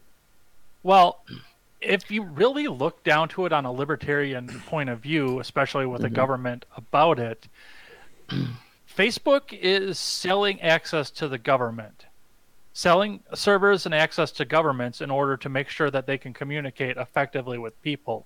But they do, in the way that it's structured, retain their privacy and their ability to function as a private company. That's a debate that we do need to have. Yeah. Especially on higher levels. Right, higher levels than just whether us. The sale of government services is effective in regulation or not. Right. Or should be, right? I do tend to lean back towards the idea of no, it should not be. And it should not be... I tend to lean towards the fact that the government shouldn't be able to intervene in them if they are making a monetary exchange for the access, just because I don't want the pendulum to swing back the other direction. Mm-hmm. That's my biggest fear is when the pendulum swings back. It's not the Right. fact that I don't think that there should be regulation. I do, but I know that any regulation you put can be used against you. Yeah. No government should have that kind of power. Absolutely. Well, Absolutely. I guess it comes down to the idea of free access to social media. I guess I don't know if social media is the right word to use, but public access to these forums, as it were, whether it's Facebook, Instagram, Twitter, these kind of things, anything, especially if there's any kind of government subsidies, you know, is there anything in the Constitution, is there anything in our present governmental setup that allows for that to be a right? Freedom of association. It's in the First Amendment. But but we already don't have that, when it comes to like businesses and things like that. They can't choose who they sell to and who they don't sell to. They should Which be I mean, able to. absolutely they should. Yeah. I absolutely agree does with that. being banned? But the fact is that they can't. Does being banned from one of those platforms infringe upon my right to association then? So, especially if Facebook, if they're receiving government subsidies, does that not inherently mean that if they ban me from Facebook off something that, can I not take that to the Supreme Court? I mean, that seems to step on someone's rights. Well, if there is a right, no, go ahead. I know you're about to say something. Well, what it is it's how you look at it. If you look at it as a straight line standard government subsidy, like in the case of Planned Parenthood, it is a straight line government subsidy. Planned Parenthood is not technically selling abortion services to the government. But if you look at the social media giants, is it a subsidy or are they selling platform space to the government? Thus making Which I actually think is kind of bullshit because they offer the rest of it to us for free. Right. Yeah. Yeah. Well, do any of these, even we talked about Patreon earlier, and representative from there said that they don't consider themselves a free market. So is Facebook considered a free market? And I don't mean like free access, but what I mean is it a free market? Is it an enterprise? Because they sell, those aren't subsidies, those are payments from the government in a sense, right? What we would have to call them, I believe, to have that access. So are they is that just a free enterprise and they can ban whoever the fuck they want for whatever reason?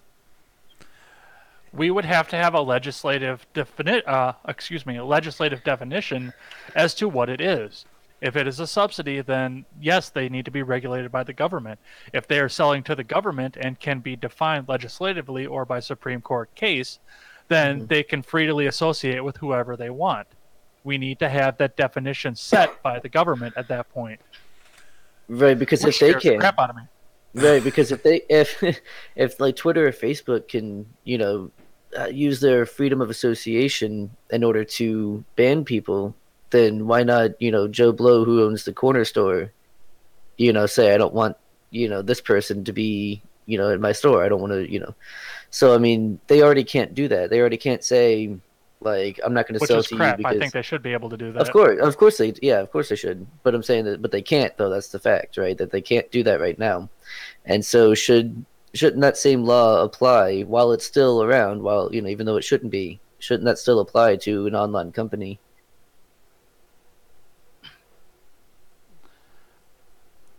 That's right. Yeah. You want a definitive answer? Yeah. Well, and that's the thing too. Like, it's like the hardware store owner in Tennessee that has the sign out that said "No gays allowed." Right. If you saw a sign like that, would you go and buy Well, present company might, but the general population might not go and buy hardware from that gentleman just because of his ideas. Where if he wasn't allowed to put that sign up, you are fooling yourself into the idea that you're associating with somebody who is not bigoted. even though Right. deep down in his heart he is. And I made that same exact argument when we talked about that same exact example. I forget what episode it was. It was a while ago. But yeah, I mean, that's the same argument I made for freedom of association. And I agree with it. I'm just saying that the law as it stands doesn't allow for that. And so shouldn't that law be applied the same way to these online corporations? But see, That's all I'm saying.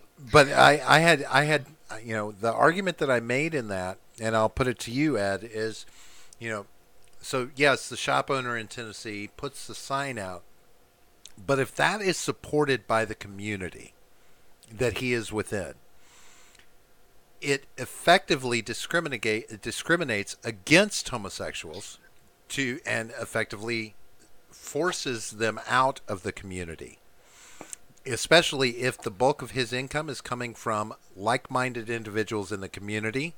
He's not out there, he's not out there necessarily seeking online sales to bolster his income.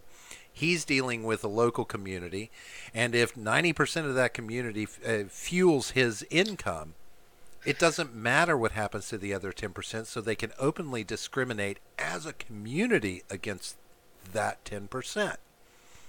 Let me ask you this, especially coming from the Deep South example of Tennessee. If the local community is going to stand behind the hardware store owner and prop him up and be discriminatory to the point that they would drive the homosexuals out of the community, how safe do you think the homosexuals were in that community to begin with? Yeah. I agree with you there, but that in effect, in my opinion, steps on rights. Just the simple inherent rights to life, liberty, and the pursuit of happiness. These are, granted, this just it's what we say, the preamble, this, that, and the other, blah blah blah. But that is what we expect.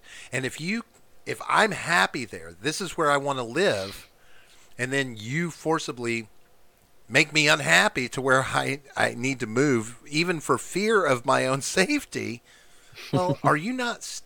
How is that not discrimination, and how is that not a litigious situation?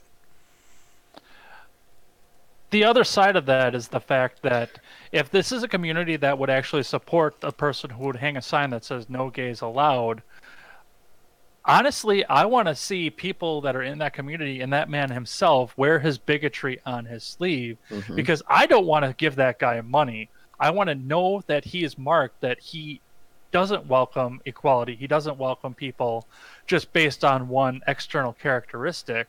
And I want to disassociate myself with that business. And if I was a gay guy living in that community, I don't want to fool myself into thinking about the fact that, okay, I have forced these people to hide their bigotry so they're not bigoted anymore. I want to see their bigotry and look at them and say, hey there, Buffalo Bob, I don't want to be anywhere around you. I don't want my skin cut off and made into a hat. Exactly. Because I like taking it in the rump. Well, it's these secular community, and secular probably isn't the right word, but oftentimes things like this are rooted in some form of deeply rooted in religion in some sense, especially down here in the Deep South, below the Bible Belt, as it were. This idea that when you have a community like that, there are homosexuals in that community that, up until you proclaim that you don't want to serve any homosexuals, that were like, oh, I thought I was just getting by in the community and nobody was really paying attention, and now suddenly I'm outed because I'm not able to walk into the hardware store. I don't feel comfortable walking into the hardware store, and now I need to go somewhere else where I'm not going to be discriminated against.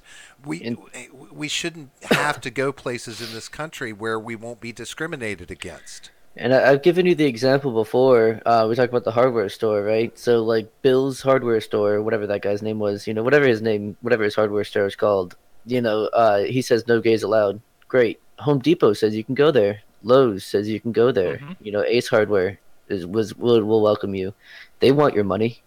Your money is the same color no matter who you like to hug and kiss at night. Right. So in that same community, if we were to expound upon this hypothetical around this that circles around this hardware store, is it okay for that community to put up water fountains, along the street, or payphones or whatever you want to call it, even parking meters, and say whites only, blacks only? I mean, are we saying that that's okay?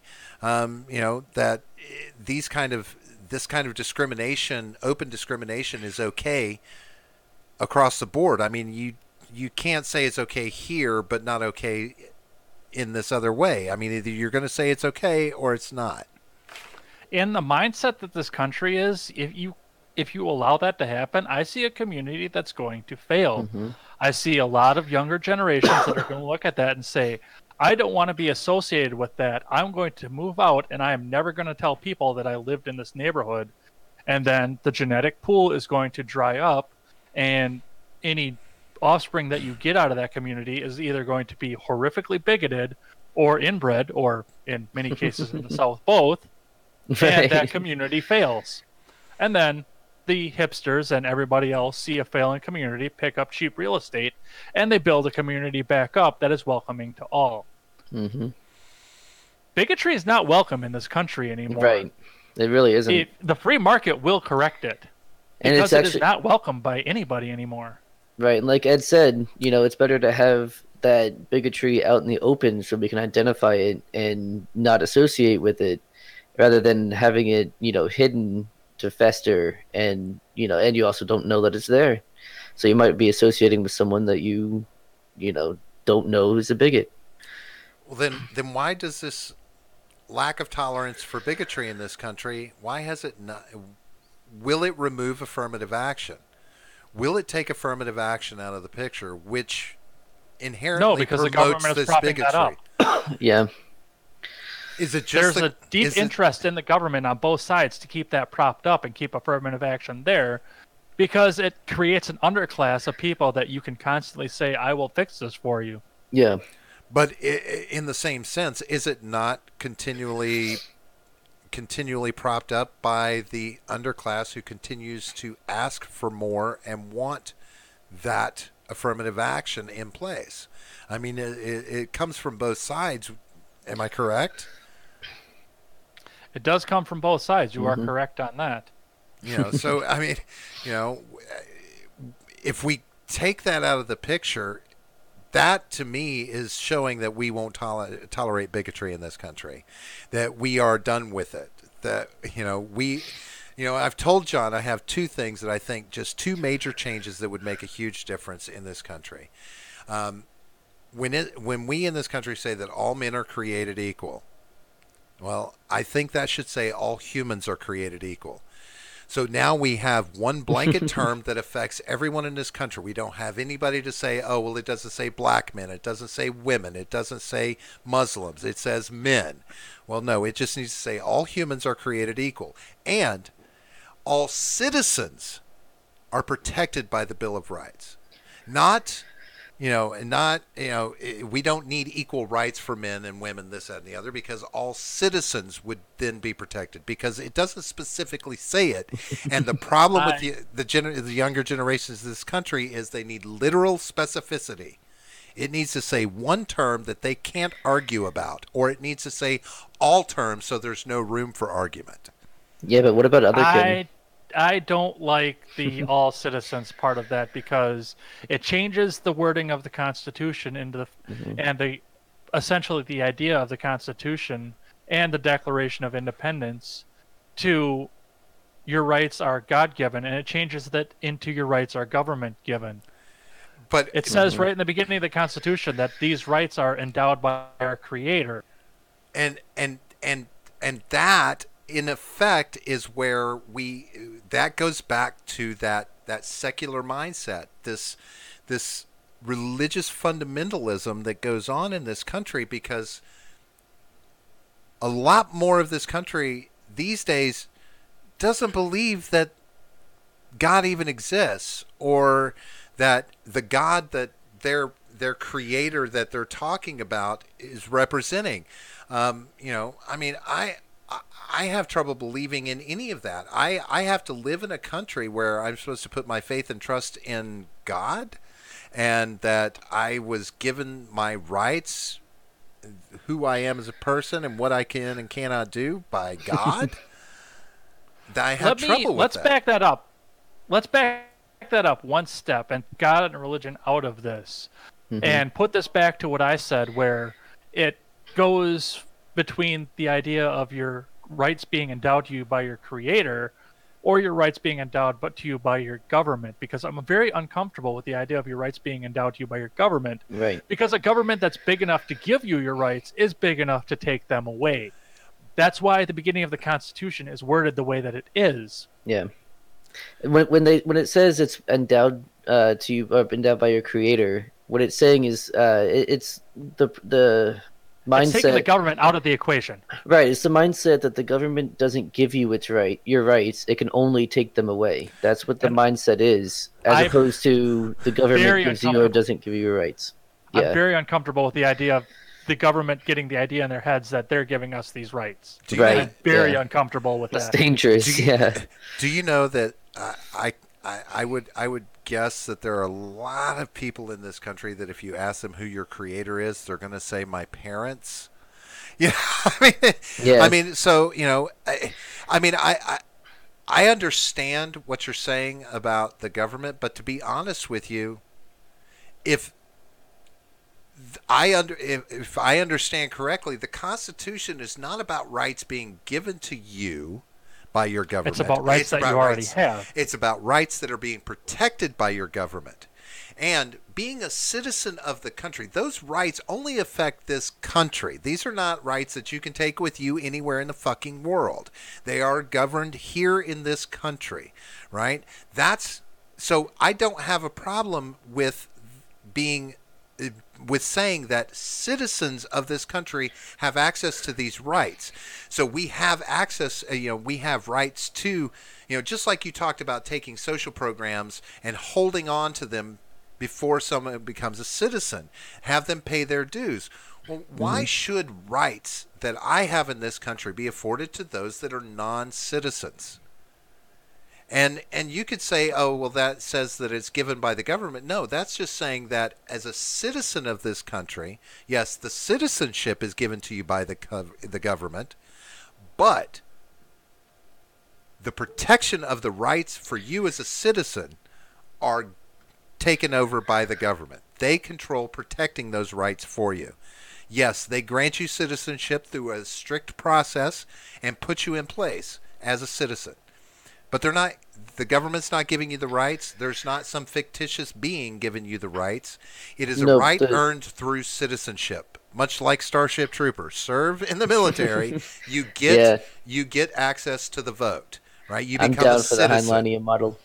Yeah. I mean, that, to get, I think we get in, that leads to this, it gets into a mindset of wordplay. Like, we want to interpret that means the government is giving us these rights, when we all know that the sole purpose of the government is to protect those rights.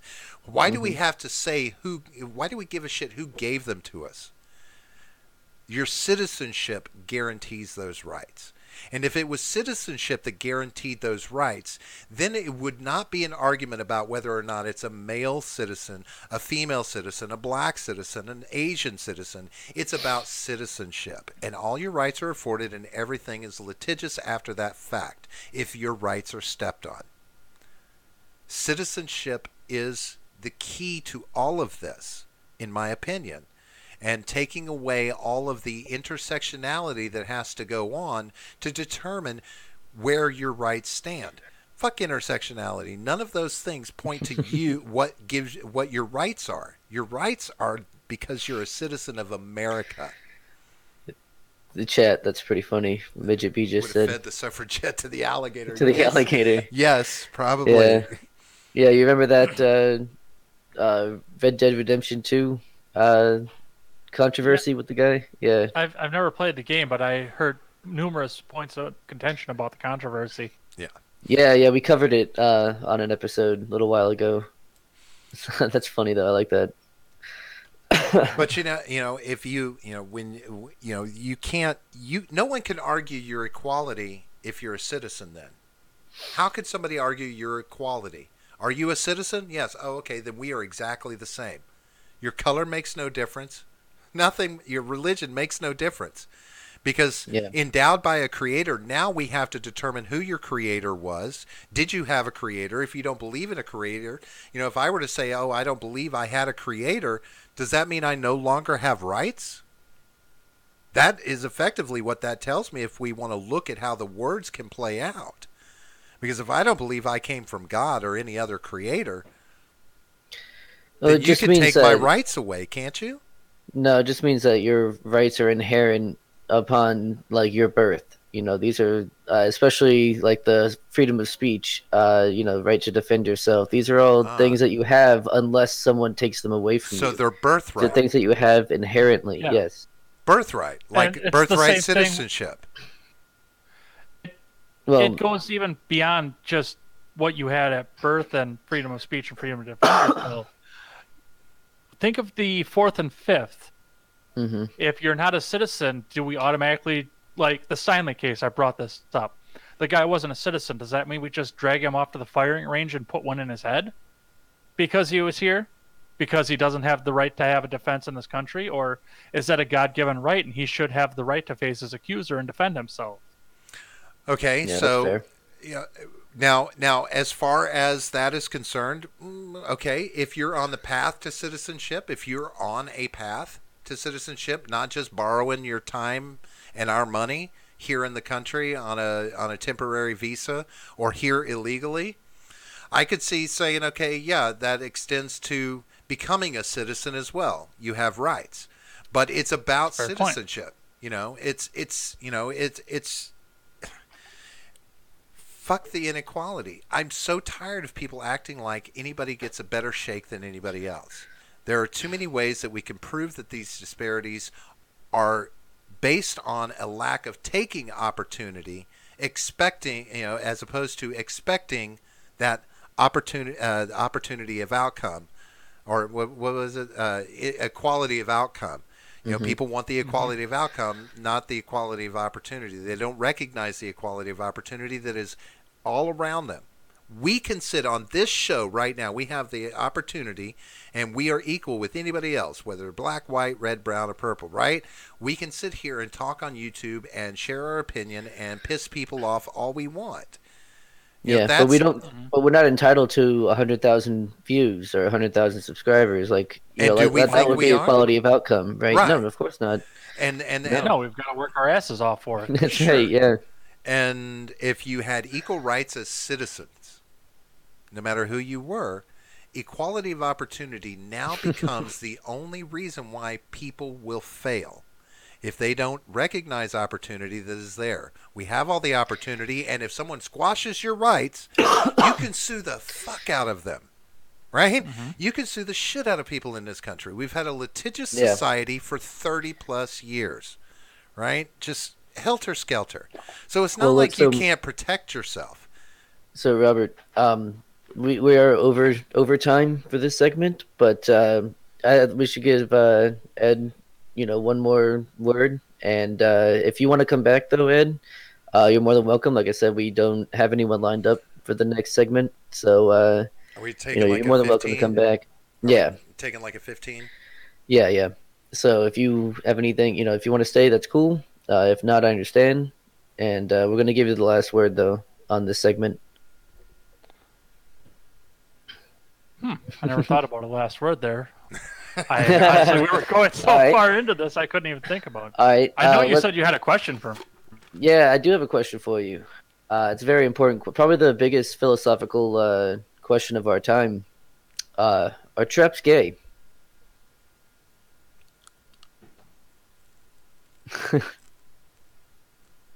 You kind of froze in there. Wow. That question. Oh, no. That question really got him. Yeah. Hold on. There he comes. I hear you. Man, that was very anticlimactic. He caught I know, he caught an internet bubble. Hang on a second. Discord just froze. Oh, did it? Oh, I have. There you are. There we go. Woo. Yeah, I know. He's Midget B in the chat. Dude, the question broke his internet. The question broke his internet. All right, let's try it again. Take two. Yeah. Traps, are they gay? Are you the pitcher or the catcher? It's Um, only gay if you receive. I would say you're in that camp. You're in like the Count Dankula camp. Oh. I see. I see. Fair enough. Only if you receive. What if you're receiving a blowjob? There's From a nothing gay trap. about getting a blowjob. Yeah, you're the pitcher Nothing at gay that about point. nothing gay about getting your dick sucked. Sorry. No, because you But don't, once it's in your mouth, you are the gay. Yeah. whether you get or getting and receiving, they're the same. I mean, you receive a blowjob, so technically you're receiving. I'm just Right. saying. But it's who's being. But you're still the inserter. Yeah, it's who's being penetrated. I think is what the concept comes down to. Oh, not everybody likes to have a finger up their ass when they're getting blown, do they? Not everybody, no. Oh, okay. Well, then I'll retract that a little. Yeah. Well, maybe that should be our final. Ed, your preference? I am a preference of no.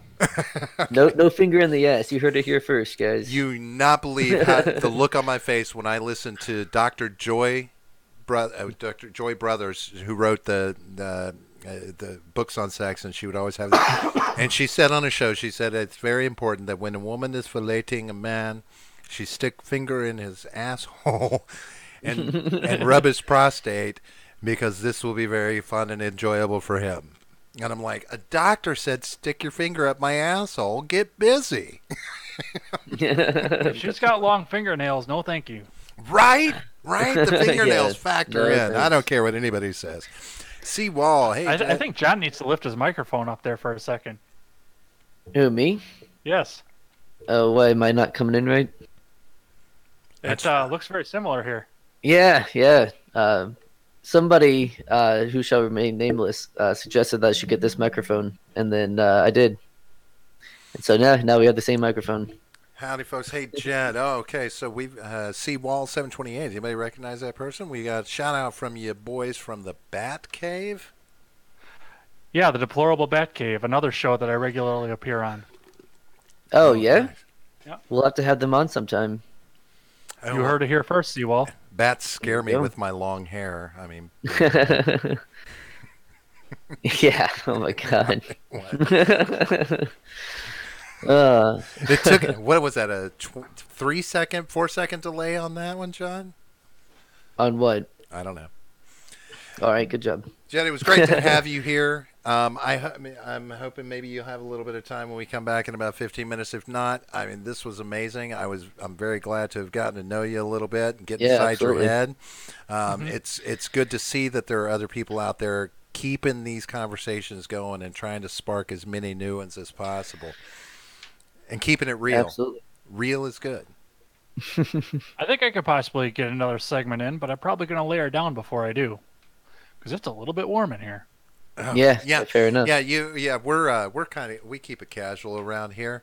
I mean, maybe we'll dress up while we're gone. I mean, so if that, you want to get one, now of the you're beer, the one in casual. if you want to get a couple of one of the beer hats and get yourself a couple of cold ones, at the same, we're good with that, man. We're completely casual. I've been sucking on M&Ms the whole time, so I really don't care. That's true. About it. This is Wisconsin. We wear wedges of cheese on our head. Yeah. Hey, if you got Please a cheese do. wedge, please. Yes. Don't have one, otherwise I Oh would. man. Right? I think. Wait, don't you get one? Isn't that one of the things provided by the government there? Like they just give you a cheese wedge hat? That's what I thought. Unfortunately, no. No. Would you support that? I would. Okay, so that would not be government overreach. Good to know. All right. So, Take a break. Get yourself situated and.